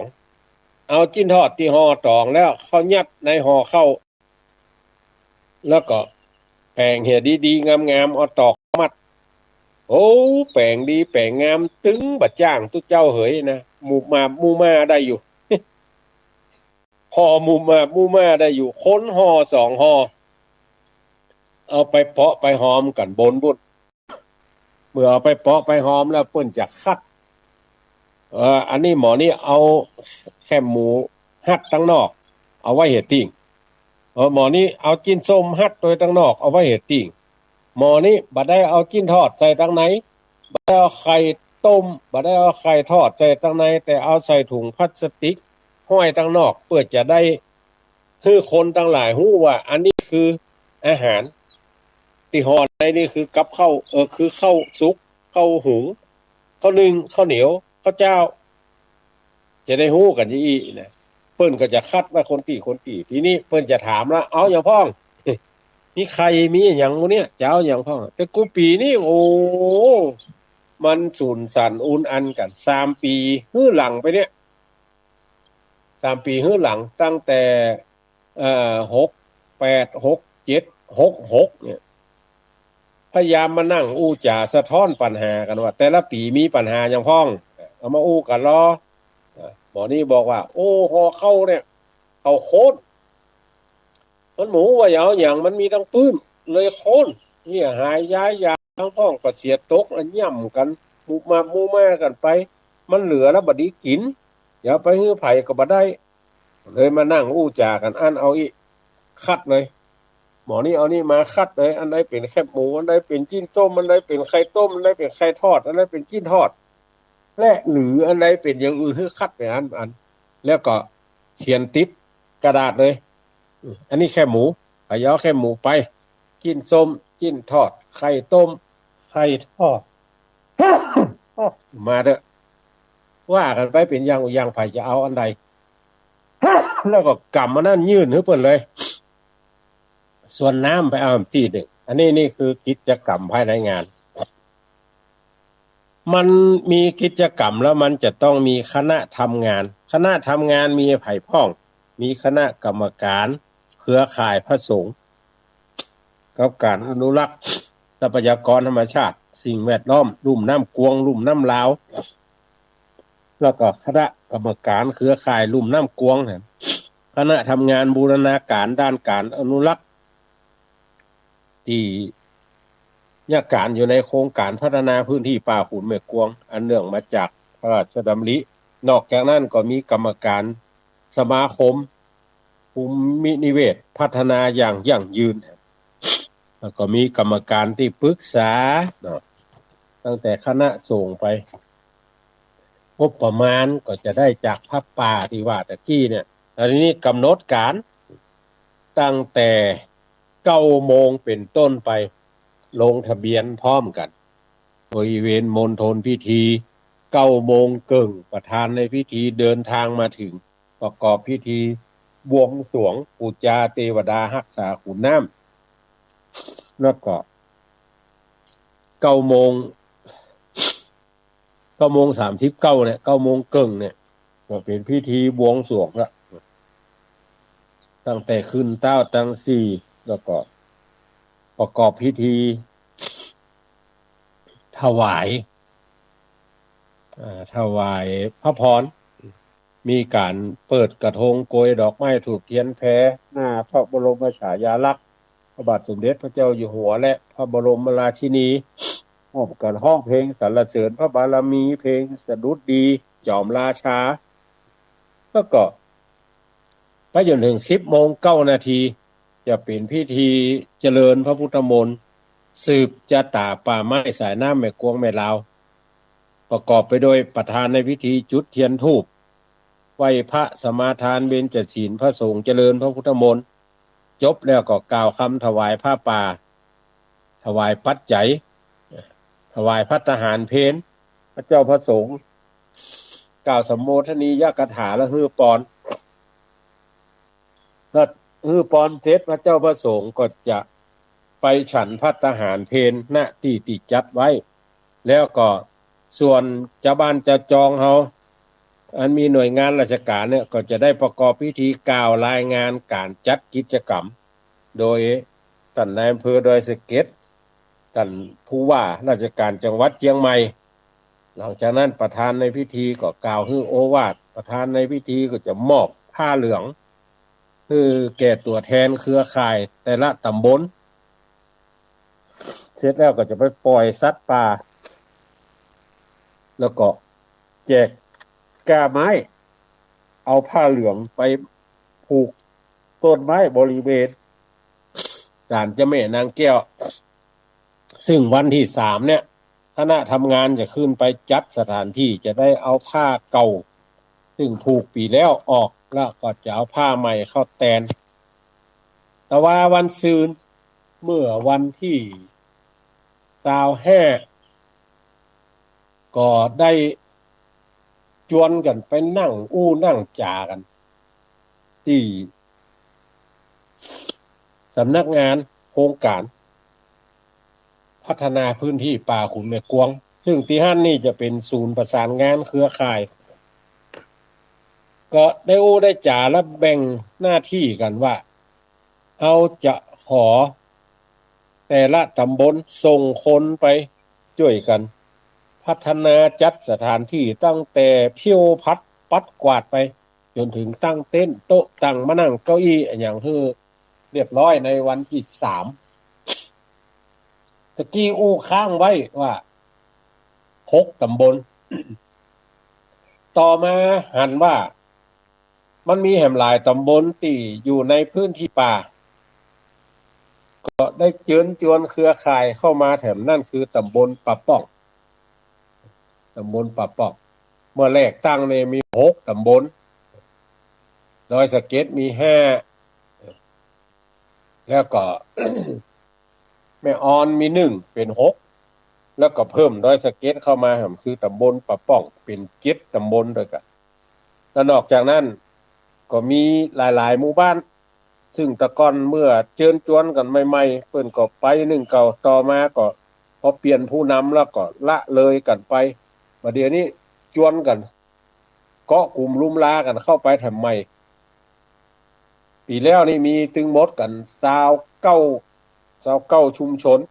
ที่อยู่ติดกับป่ามีบ้านติดกับป่าเนี่ยยกตัวอย่างอย่างตำบลแม่โป่งเนี่ย10หมู่บ้านแต่ดีกว่าดอยก็คือหมู่4กับหมู่5นอกนั้นติดดอยหมดแต่ก็ช่วยกันอนุรักษ์รักษาปีนี้เพิ่มบ้านติดดอยมาแถม 2-3 หมู่บ้านเป็น32ชุมชน32ชุมชน7ตำบลอยู่กับป่าเนี่ยจะช่วยกันวันนั้นก็นั่งนั่งจากันแบ่งงานกันไปแล้วว่าเขาจะเตรียมสถานที่ในวันที่3มิถุนายน2569แล้วก็จะเก็บตก ในวันที่4มิถุนายนการเตรียมสถานที่ก็ประกอบไปด้วย1ตัดหญ้าบริเวณลานจอดรถจะขอหมู่1ตำบลป่าเมี่ยงเริ่มทำวันที่3เอาเครื่องตัดหญ้าเอาอย่างไปช่วยกันแล้วก็เต็นท์เวทีพิธีสงฆ์แล้วก็ของใช้ในงานเต็นท์นี่จะอยู่ประมาณ15หลังกันแล้วว่าขอหมู่1หมู่2ป่าเมี่ยงขอรถเทศบาลขอรถป่าไม้ขอรถศูนย์ไปช่วยกันขนเก้าอี้300ตัวก็ใจของหมู่3ป่าเมี่ยงโต๊ะที่จะวางเครื่องบวงสรวงลงทะเบียนวางเข้าหอเป็นโต๊ะสแตนเลส20ตัว ขอหมู่4แล้วก็โต๊ะพับปีกนกเอาไว้สำหรับโรงทานเนี่ย10ตัวก็หมู่4ตำบลป่าเมียง ซึ่งก็ได้ได้จากันไปแต่ว่านั้นท่านกำนันเป็นเป็นเปิ้นห้องเป็นต้นเป็นเก้า แต่บ่ใช่เป็นโลกเก้านะเป็นเก้าเป็นคนตั้งเก้าเป็นประธานเนี่ยจากันแล้วมานั้นแล้วก็โต๊ะหมู่พานพุ่มผ้าประดับพระบรมฉายาลักษณ์นี่โครงการพื้นที่ป่าขุนแม่กวงรับผิดชอบไปส่วน แต่นไม้ไผ่กล่าวรายงานอย่างนี้ก็บ้านประซักงามตำบลลวงเหนือ ดำเนินการตุงธงเฉลิมพระเกียรติหมู่4กับหมู่6ทำความสะอาดห้องน้ำห้องส้วมก็พี่น้องที่เป็นแม่บ้านที่เป็นผู้ช่วยผู้ใหญ่บ้านที่เป็นสอบตหรือสทที่เป็นแม่หญิง ก็จะช่วยกันพอกอยตั้งห้องน้ำวันนั้นเครื่องเป่าใบไม้นี่ก็ถ้าตัดหญ้าแล้วก็จะใช้เครื่องเป่าเอาจากงานไฟป่าแล้วก็หมู่บ้านในตำบลป่าเมียงของเทศบาลจะระดมกันไปต้นกล้วยแหม15ต้นขอหมู่1ไม้บงไม้สางไม้เหี้ยไม้สีสุกไม้ไผ่สำหรับตั้งป้ายก็จะขอหมู่1ดำเนินการส่วนอาหารการกินของคนไปช่วยกันเนี่ยการทำงานก็ได้ขออนุเคราะห์แม่บ้านหมู่ที่5เป็นผู้ดำเนินการท่านทั้งหลายที่ไปช่วยกันทำงานในวันที่3ที่4มันถ้าหัวกั้น อาหารมีเสบียงมีผู้สนับสนุนมีส่วนผ้าเหลืองที่จะมัดต้นไม้แล้วก็ที่จะแจกไปนั่นอันนี้ก็อาจารย์จีรพัฒน์ธาตุอินจันทร์หรือตุลุงโลดก็ดำเนินการรับผิดชอบไปแล้วก็ทราบว่าตะวาเนี่ยดำเนินการกันมัดเรียบร้อยละเอามาฉีกแล้วมัดกันไว้ที่ป่าขุนแม่กวงเรียบร้อยแล้วส่วนไก่ป่าไก่ฟ้าพิธีปล่อยอย่างนี้งานอนุรักษ์สัตว์ป่าพื้นที่ต้นน้ำของศูนย์ศึกษาก็ดำเนินการไปเครื่องบวงสรวงเครื่องเส้นอย่างพวกนี้ ก็ตั้งโครงการ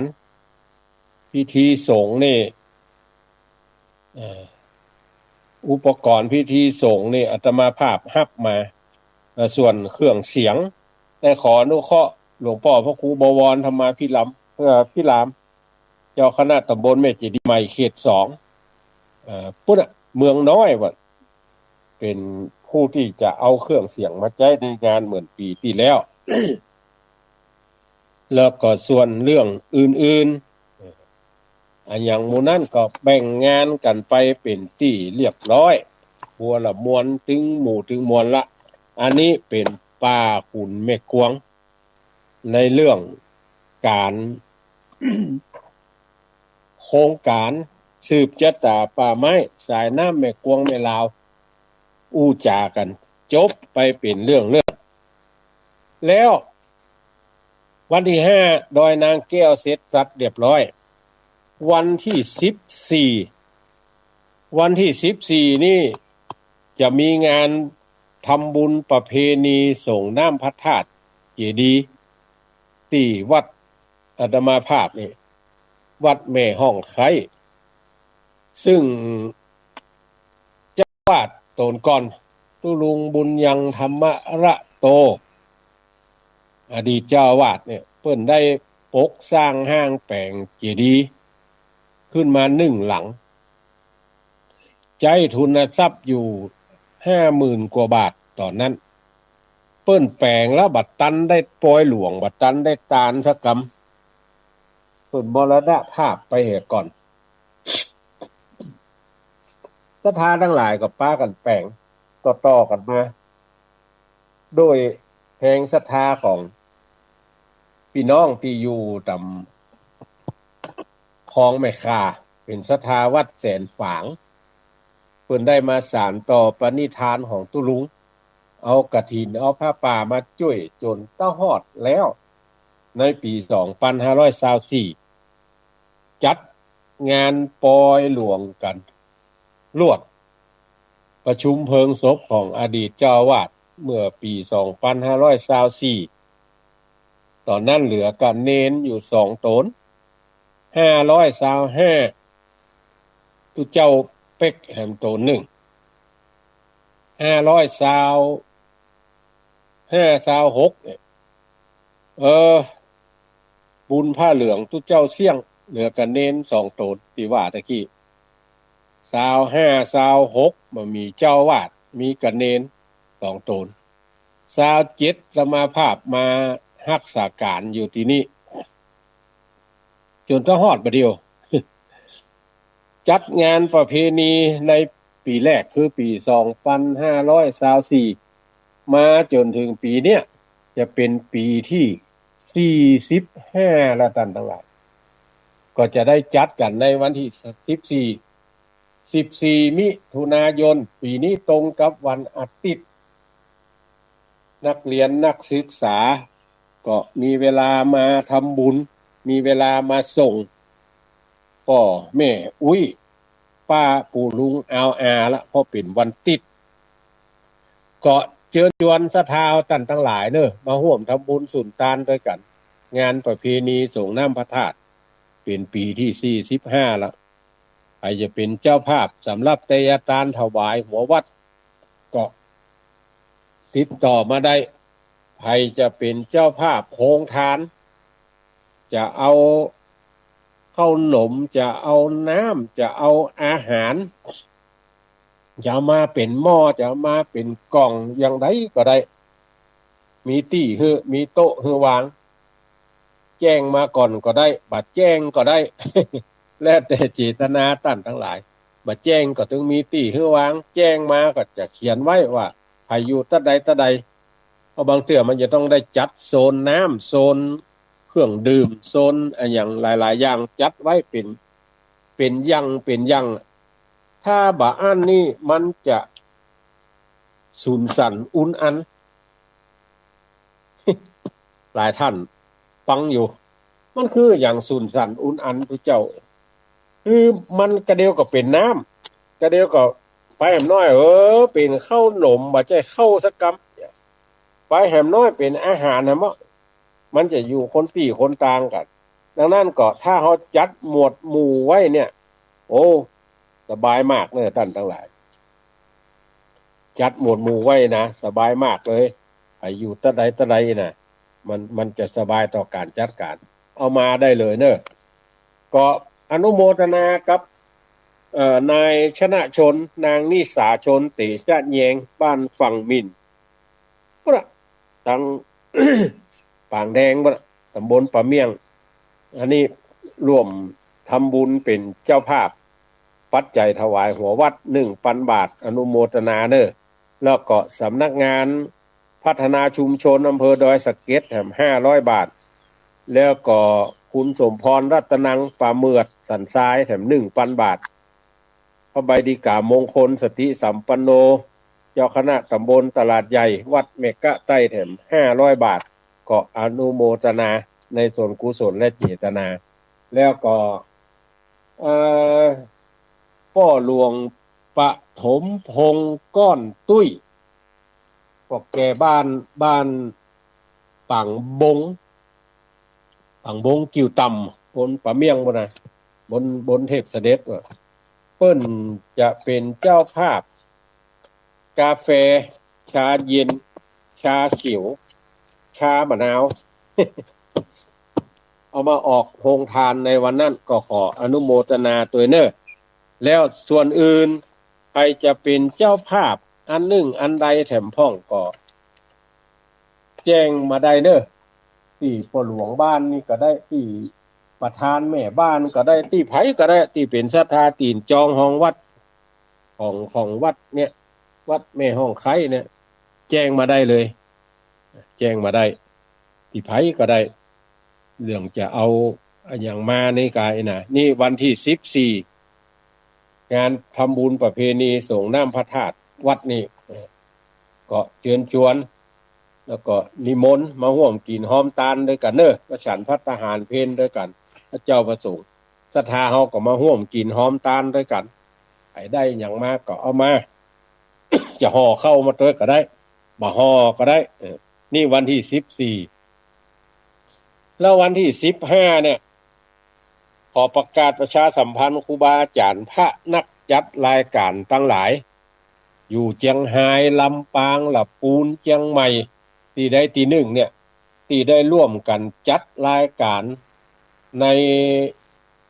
วิทยุคลื่นสีขาวเพื่อเจ้าประชาทั้งหลายเนี่ยได้ไป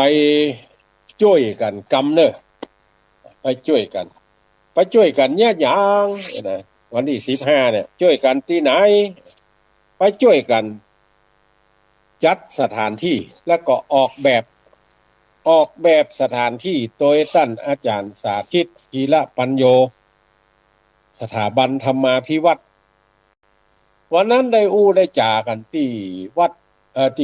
ที่สถาบันธรรมาภิวัตรวันที่23แล้วไปเนี่ยว่าเราจะไปรวมตัวกันวันที่15วันจันทร์ที่15มิถุนายนไปรวมตัวกันเนี่ยหยังก็เพียวพัดปัดกวาดออกแบบสถานที่แล้วเขาจะไปตั้งแบบเตียนแบบหล่อเตียนขี้เพิงนี่ศรัทธาทั้งหลายที่กึดใจกันเอาไว้จะไปซื้อนะบัดถ้าไปซื้อแล้วเนอะบัดถ้าไปซื้อจากกาดจากลีเขาจะซื้อไปคนเดียวไปเปาะไปหอมกันนะอันนี้เลิกคิดตัวนี้ได้ละบ่ต้องซื้อขอท่านทั้งหลายเอาเป็นสตางค์ไปเปาะไปหอมกันพูดที่เพิงนี่อาตมาภาพรับผิดชอบแต่เพียงผู้เดียว จะเอาเป็นครอบที่รอไว้แล้วจะเอาไป คือท่านทั้งหลายได้ปูจาเอาตีปุ้นตามกำลังทรัพย์ท่านทั้งหลายเถอะจะปูจานักจะปูจาน้อยจะอย่างใดนะก็ไปว่ากันที่ปุ้นเพราะว่าขี้เพิงนี่จะนำไปจากวัดนี้ถึงบูถึงวัดแล้วก็วันนั้นได้ขออนุเคราะห์หลวงพ่อพระครูสังวรศรีลาภิรัตน์วัดทรายมูลสันปะตองขออนุเคราะห์แบบหล่อเตียนปีมนี่นะเป็นภาษาเมืองก็ปีมหล่อเตียนเนี่ยได้ขออนุเคราะห์จากวัดทรายมูล15เล่มแล้วก็นอกจากขออนุเคราะห์แล้วขออนุเคราะห์ยืมใจนะยังขออนุเคราะห์หลวงพ่อใส่รถมาตัว จะไปตั้งกันวันนั้นหลวงพ่อวันที่15น่ะเขาจะตั้งแบบตั้งปีวันที่15โยกขึ้นตั้งแล้วก็ขอโครงเหล็กซึ่งเป็นก้างที่เขาจะปีมหล่อเตียนเขาใส่น่ะเหมือนปีแล้วที่วัดไม่ห้องไข่ได้ขออนุเคราะห์จากหลวงปู่ตุลุงดอยหลวงปู่พระครูปฏิภาณธรรมทินได้ยกก้าง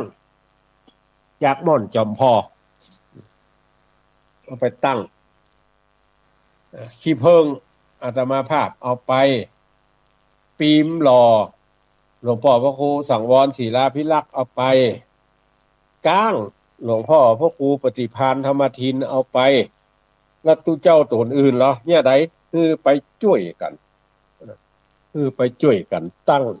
ไปช่วยกันออกความคิดอันนี้มันจะต้องอย่างอี้ปีแล้วที่ห้องไข้มันมีปัญหาอย่างอี้เราจะต้องแก้อย่างอี้ไปช่วยกันคิดช่วยกันทำช่วยกันคิดช่วยกันทำในวันนั้นวันที่15นิมนต์นะครับนิมนต์แล้วส่วนภัตตาหารเพลมีถวายภัตตาหารเพลมีถวาย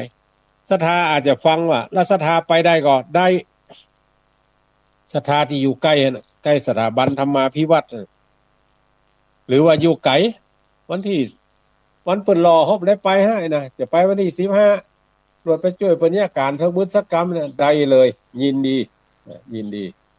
เข้ามีเลี้ยงอาจารย์สาธิตรับรองเรื่องข้าวปลาอาหารบ่ฮื้อไผ่กั้น คะแนนคะแนนห่อไปตัวที่ว่ามือไห้กั้นนี่คือคะแนนห่อไปตัว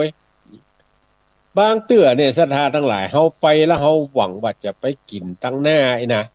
บ่ได้กินก็มีเนอะทำไมถึงอู้จะอีทำไมถึงว่าเขาจะไปกินตั้งหน้าบ่ได้กินก็มีเนี่ยเพราะว่าอาหารการกินที่เพิ่นทำเลี้ยงเฮากินบ่ได้มันแสลงต่อโลกเฮาสมมุติว่าเฮาเป็นน้ำตาลสูงอยู่แล้วเนี่ยเพิ่นเอาข้าวมันทุเรียนมาเลี้ยงเนี่ยโอ้ร้องกินพอสักกำกับเจ้าเฮ้ยมันจะเป็นจะได้พ่องนะมันลำบากเพราะนั้นเมื่อเฮาไปแล้วเฮาอาจจะกินบัดได้ก็มีบ่ใช่ว่าจะกินได้เนี่ยกูอันปันเชื้อนะท่านทั้งหลายก็จริงอู้ว่าห่อไปห่อไปนี่สบายเพิ่นยังบ่เลี้ยงแต่เฮาอยากนะเตจดของเฮาเลยเพิ่นเลี้ยงกันเฮาบ่ยากแต่บึดก็มาเตของเฮายอกคนเดียวมันสบายต่อการจัดการดังนั้นห่อไปก็ได้บ่ห่อก็ได้มีเลี้ยงมีดูในวันที่15แล้วก็วันที่20เน้อศรัทธาท่านทั้งหลายกันทีว่าจะรอวันที่14อาตมาภาพก็ว่าได้แต่ว่าบ่ได้ไปเด้อจัดงานส่งน้ำพระธาตุเพิ่นจะรอ21ก็ว่าได้แต่บ่ได้ไปจะจัดงานทำบุญครบ100วันอดีตเจ้าคณะตำบลก็เลื่อนไหลหากันได้วันที่20เนี่ยเป็นวันรอเตียนคือวันเสาร์ที่20มิถุนายนเด้อท่านพี่น้องศรัทธาทั้งหลายก็กลุ่มรุมลากันไปที่สถาบันธรรมาภิวัตรตำบลอย่างว่าศพเตินอำเภอแม่เมาะจังหวัดลำปางวันนั้นอาตมาภาพใช้เวลาออกจากนี่8 โมงป่ายไปถึงปุ้น11 โมง 15 นาทีเกือบบัดตันเตหอเข้าด้วยเพิ่นออกนี่8 โมงป่าย8 9 10 11ใช้เวลาออกจากแม่ห้องไข่นี่ไปจนถึงสถาบันปุ้นขับแบบสบายๆบ่มีฟ้ามีฝนนี่นะใช้เวลาอยู่3 ชั่วโมงน้อยหนึ่ง3 ชั่วโมงป่ายน้อยหนึ่งออก8 9 10 11 8ป่าย2 ชั่วโมงป่ายเกือบ3 ชั่วโมงเลยนะเพราะนั้นคือคิดเผื่อเวลาด้วยนะท่านทั้งหลายที่จะไปนะไปขวายจะจอดรถยากเอาอาหารการกินไปนะจะเข้าไปจอดยากเพราะว่าทางเข้ามันแคบ แต่ทางในว่าหาที่จอดรถเปิดเลิกจะจอดอย่างใดก็ได้จะจอดอย่างใดก็ได้เพราะนั้นสิ่งทั้งหลายแล้วเนี่ยเมื่อท่านทั้งหลายช่วยกันเด้อช่วยกันบ่ได้ไปก็หอมสตางค์กันไปอาจารย์สาธิตบอกละเป็นเจ้าภาพอาหารเพลเกาะโต๊ะละ1,000 บาทเป็นเจ้าภาพถวายปัจจัยพระสงฆ์พิธีเกาะชุดละ 1,000 บาทเป็นเจ้าภาพเตียนที่จะถวายอันอย่างมื้อเนี้ยคือท่านทั้งหลายฟังเนาะที่ท่านสาธิตออกรายการแล้วก็ตู้เจ้าหลายๆตนออกรายการสถานีวิทยุลำปางของเชียงใหม่ของถ้าเปิ่นเกาะสัญญาณอย่างประเดี๋ยวนี้แต่เจ้านี่5 โมงถึง 6 โมงนี่8 จังหวัดภาคเหนือออกหมดแต่ประเดี๋ยวนี้6 โมงถึง 7 โมงเนี่ยสถานีบางสถานีเปิ้นก็จะตัดสัญญาณไปสู่สถานีปกติเปิ้นบางสถานีก็ถ่ายทอดจนปุ๊บจน 7 โมงอย่างสถานีวิทยุวัดฝ่ายหินเนี่ยลองฟังท่านทั้งหลายลองฟังเนี่ยเปิ้นก็จะถ่ายทอดบางสถานีก็จะกลับเข้าสู่โหมดปกติคือเวลาของเปิ้นที่เปิ้นเปิดแต่ละวันเนี่ยแต่ละชั่วโมงเนี่ยมันจะเป็นรายการไปอย่างเงี้ยก็น่าก็เชิญชวนท่านทั้งหลายเด้อไปร่วมรอเตียนด้วยกันที่สถาบันธรรมาภิวัตรเปิ้นจะหมุนเวียนกันไปจะเอียเชียงใหม่เชียงรายลำปางเชียงใหม่เชียงรายลำปางเชียงใหม่เชียงรายลำปาง เอาไปไกลแต่ก็บ่ได้เพราะว่าเครือข่ายพระสงฆ์นี่อยู่ในเชียงใหม่ลำปางเชียงรายนี่เป็นส่วนใหญ่ละปูนก็ไม่ใช่ว่ามีหนึ่งเขาแต่ว่าศักยภาพที่จะทำได้นี่มันจะต้องประกอบไปด้วยปัจจัยหลายอย่างทุกเจ้าที่จะกึดหมายความว่าผู้ที่จะรับไปจัดการเนี่ยที่วัดของตัวเก่าเนี่ยจะต้องมีจิตฮักในการอาสาแล้วก็จะต้องพร้อมถึงศรัทธาเจ้าบ้านตัวถ้ากาทุกเจ้ากำไว้ต้องศรัทธาตัวในการจัดอย่างสปะเนี่ยดังนั้นก็เชิญชวนวันที่15นิมนต์ทุกเจ้าพระนักจัดรายการนะครับไปร่วมกันออกความคิดร่วมกันจัดสถานที่ห่อเข้าไผ่เข้ามันไปตัวเด้อมีอย่างก็เอาไปเตสู่ก่อนพุทธห่อของไผ่ของมันไปนะครับวันที่15นี่บ่ฮืออาจารย์สาธิตทำบ่ฮือทำละคือตุเจ้าพระนักจัดรายการห่อของไผ่ของมันไปตัวคนขับรถก็ห่อของไผ่ของมันไปตัวเอาไปเตสู่ก่อนพุทธแม่บอกว่าพอ11 โมงที่สถาบันธรรมาภิวัตน์ให้เตห่อข้าวนี่นะเขาก็จะเตฉันร่วมกันที่พุทธนะครับที่พุทธนะครับวันที่15แล้ววันที่20นี้มีเลี้ยงใครจะเอาอาหารเอาลงทานเอาน้ำเอาอย่างไปก็ไปได้เนอะวันที่20นี่แถมงานหนึ่งวันที่21หลวงพ่อพระครูพุทธิธรรมลักษณ์บุญเทนพุทธรักขิโตนามสกุลทองคำฟูนี่นะเปิ้นบวชมาตั้งแต่น้อยตั้งแต่เป็นเนนเป็นขันโยมลูกศิษย์ของตุลุงตุ้ยปุญญภาโคเปิ้นก็อยู่ปั่มเปงสมณธรรมมาตั้งแต่เป็นขันโยมจนถึงเป็นเนนเป็นตู้เจ้าหลวงแตนตุลุงตุ้ยแล้วก็เป็นรองเจ้าคณะตำบลแม่โป่งแม่ห้อยเงินหลวงพ่อเจ้าคณะตำบลวัดสันทรายมรณภาพลงไปหลวงพ่อพระครูพุทธิธรรมลักษณ์ก็เป็นเจ้าคณะตำบลแตนจนเปิ้นอาพาธบ่สามารถจะดำเนินกิจการในการคณะสงฆ์ได้คณะสงฆ์ก็จึงยกขึ้นเป็นที่ปรึกษาเปิ้นก็อยู่ในตำแหน่งที่ปรึกษาเจ้าคณะตำบลแม่โป่งแม่ห้อยเงินมาโดยตลอด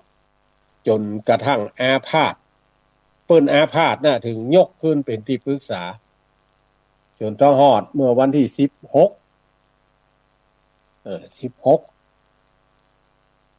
เดือนกุมภาพันธ์กับเดือนอย่างเนี้ยจำบ่ค่อยได้ละเป็นหลงลืมไปละ339แม่นกุมภา16กุมภาเพิ่นได้มรณภาพลงลูกศิษย์ลูกหาอันมีท่านอาจารย์สมเพชรปัญญาโน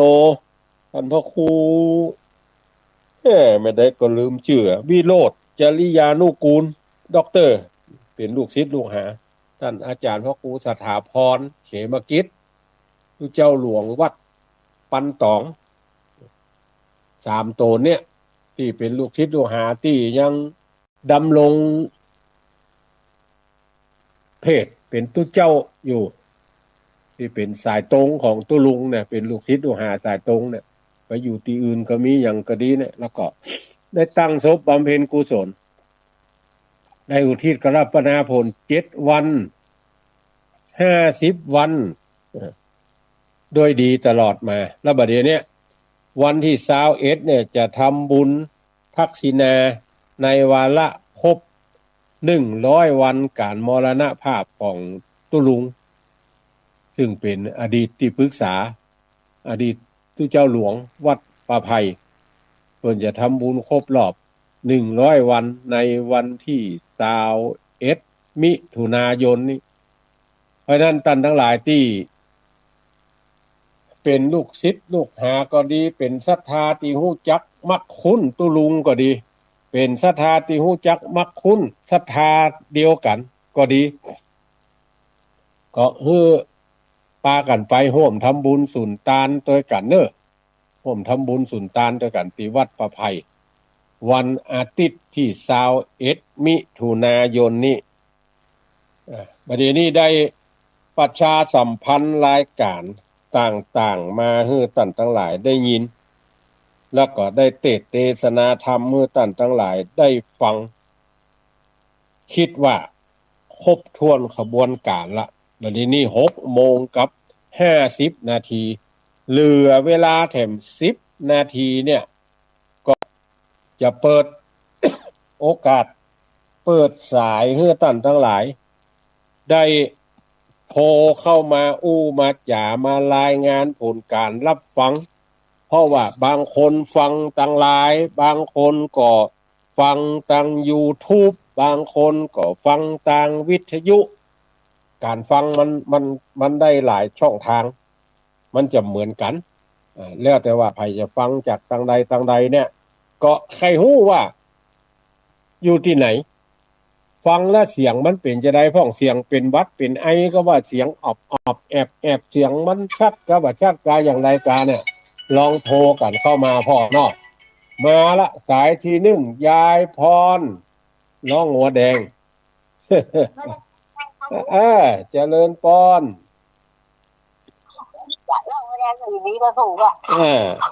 อันยังอันอย่างนี้มันถูกบ้านเดือนโคงทำหลวงมันถูกแต่เปิ้นตั้งธรรมหลวง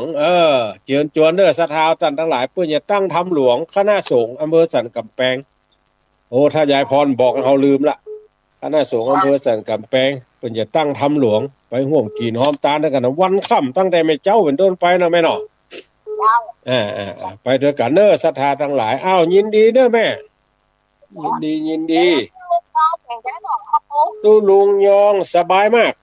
แต่หมอให้งดใจเสียงงดออกสถานีวิทยุแล้วก็งดกิจนิมนต์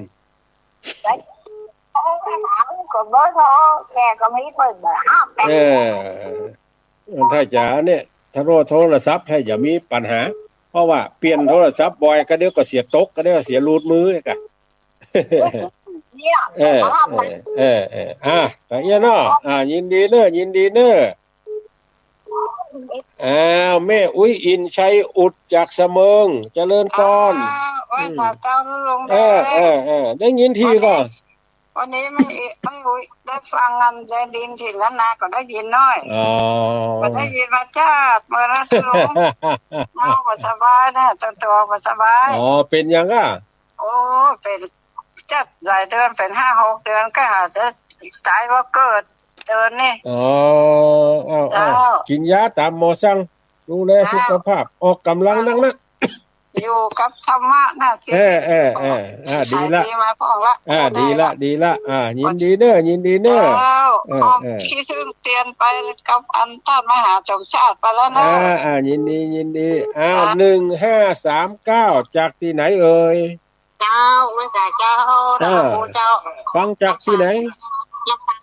ลำปางนะวัดบรรพตเจ้าชัดเจนเจ้าวัดบรรพตสถิตยินดีเนอะเจ้าไม่ได้มากับลำปางเลยสาวกะ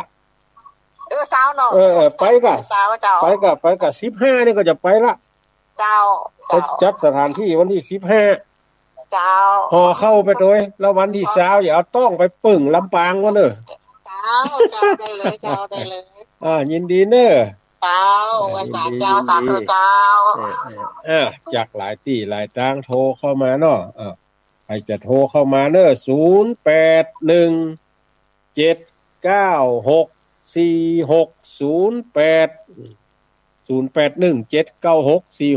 0817964608 โอ้ตั้นทั้งหลายอยู่ไหนนี่ห้างชัด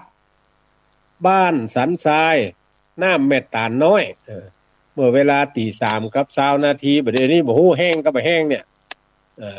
น้ำท่วมถนนว่างๆเว้งๆเด้อแม่อุ้ยป้อว่าไง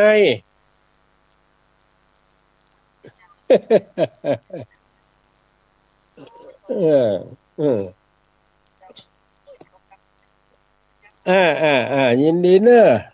ยินดี สาธุเจ้ายินดีอ้าวแม่ป้อบ้านห้วยบ่อทองใครจะโทรเข้ามาแหมเจิญเด้อตอนนี้นะแม่อุ้ยนวลว่าจังใดเอาอาหารไปถวายตุลุงยังตุลุงลูกคงยามาตะวาแล้วเนอะมาตะวาละ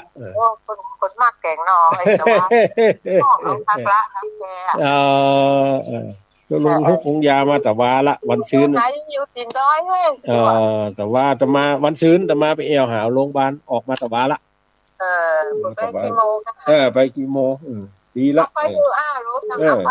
เปิดวันนี้ว่าจะเอามะเขือวันนี้จะคั่วไปเปิดได้คั่วเดี๋ยวรอเปิดมามาละได้เลยเอาไปส่งกำเจ้ายินดีนะพ่อบุญทำสังคำฟันครับผมตัวนึงน้ำพริกน้ำปูเลยวันที่20นะครับไป2เกลือเนาะ2วันเนาะ2วัน2เกลือไอ้ตัวเนาะถึงวันนี้ถึงจามถึงไอ้ฝนตกจามถึงไอ้ถึงขี้มูกก็มาขี้มูกน้ำลายมีหมดถึงนี่ซ้ำฝนตกแถมนักแกเฮ้ยนักแกน่ะเนาะมันถึงจ้ามวางได้เอาไหลในกว้างแล้วจักด้วยถึงไอ้ยินดีเนอะครับผมว่าจะเป็นพรเรือแฮม9 นาทีใครจะโทรเข้ามาเจอเนอะ0817964608เมื่อกี้เรื่องน้ำท่วมน้ำเม็ดตาลน้อยมันเข้าบ้านสันทรายห้างชัดลำปางเมื่อตี 3มาละเต็มถนนเนอะตั้นทั้งหลายประเดี๋ยวนี้ถ้ายังแควนละก้าถ้าจะลกไว้พ่องก็ว่าเหลือเก่าหมูเนอะน้ำห่วงว่างเนอะศรัทธาทั้งหลายก็หลายที่หลายตังเนาะได้จัดการจัดงานทำบุญประเพณีส่งน้ำพระธาตุพ่องทำโน่นนั่นนี่พ่องบางที่ก็ปูชาเทวดาหั่นนี่อย่างตะวานี่ก็อนุโมทนาขอบคุณครับหลายๆฝ่ายเนอะที่ทำบุญสุนทานต้อนรับเจ้าอาวาสใหม่ที่แม่จ้องแม่สีร้อนว่าจะได้จักยาว2 ชั่วโมงรักษาสุขภาพเด้อยินดีเนอะเจ้าผู้อำนวยการสถานีวิทยุถ้าจะหันว่าเฮาขี้อู้เลยฮือจักยาว2 ชั่วโมงรวดเฮ้ยจามก็ดิจามไอ้นี่นะบอกกำนันว่าจังได้เพราะว่าจะพูดได้จุลุงหน่อยเรื่องสังฆทานอย่างมื้อนั้นน่ะพอดีแป๋วโทรหาจุลุงยังกันตะวาละบอกกำนันน่ะว่าจะขอจุลุงเดี๋ยวจะดำเนินการให้เนาะเพราะว่าเท่าทั้ง4นี่เดี๋ยวจะเฮือให้บัวจัดเฮือเฮือให้บัวจัดเฮือเพราะว่าโทรหาปิลินจะว่าแกบ่สะดวกก็ได้ครับอย่างแกน่ะก็เลยว่าแถมอย่างนึงแป๋วมันก็บ่ใครฮู้เรื่องเจ้าก็บ่ใครฮู้เรื่องจะได้ก็ขอบอกกำนันจุลุงแล้วก็หลวงบัวช่วยเป็นแม่งานก็น้อว่าเดี๋ยวเขาจะโทรปิกไว้เนาะบอกกำนันเนาะตอนนี้ออกรายการด้วยเนี่ยบอกกำนันนี่ได้ยิน8 จังหวัดกันแล้วเนี่ยดีน่ะครับโอเคเดี๋ยวจะโทรปิกไปเนาะจุลุงครับจำไอพ่อกำนันวิทูลป้องวนาชนกำนันตำบลป่าเมี่ยงประธานเครือข่ายอนุรักษ์ลุ่มน้ำควงโทรเข้ามาหามาจ่าเรื่องกิจกรรมที่บนดอยนางแก้วกลัวว่าการงานจะบ่เดินไปด้วยดีเลยโทร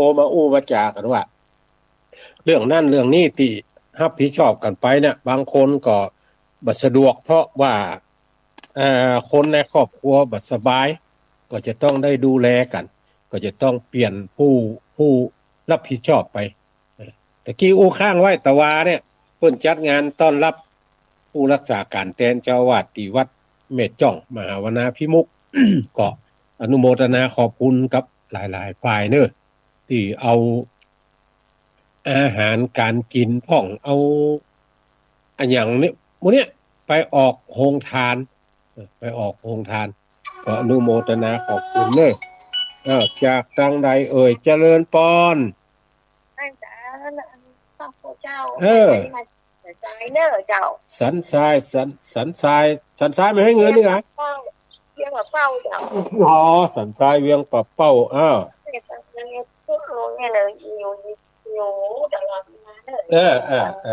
ยินดีเนอะยินดีเนอะฝากไปเจ้าจะฝากไปเนอะฝากมาได้เลยสาธุโมทนาเจริญพรเจริญพรเจริญพร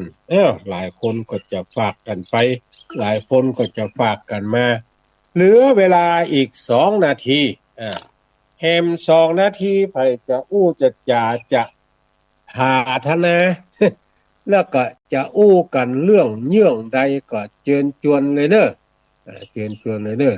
0817964608มาอู้มาจากันรายงานผลการรับฟังทาง เมืองฝางทางเมืองฝางนี่ก็น่าจะนะพอตั้งฟังตั้งหลายฟังตั้ง YouTube ฟังตั้งโน่นนั่นนี่เนี่ยตั้งสันทรายประเมิดตั้งอย่างนี้เพราะว่าบางที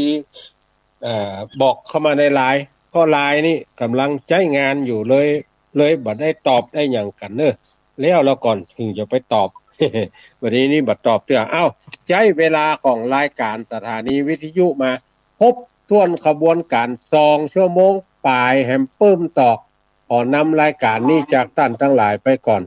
ขอท่านทั้งหลายมีอายุมั่นขวัญยืนอยู่ก้ำจูดูยังวรพุทธศาสนาเหมือนกันจูผู้จูคนนั่นจุงจักมีเตียงเต้ดีหลี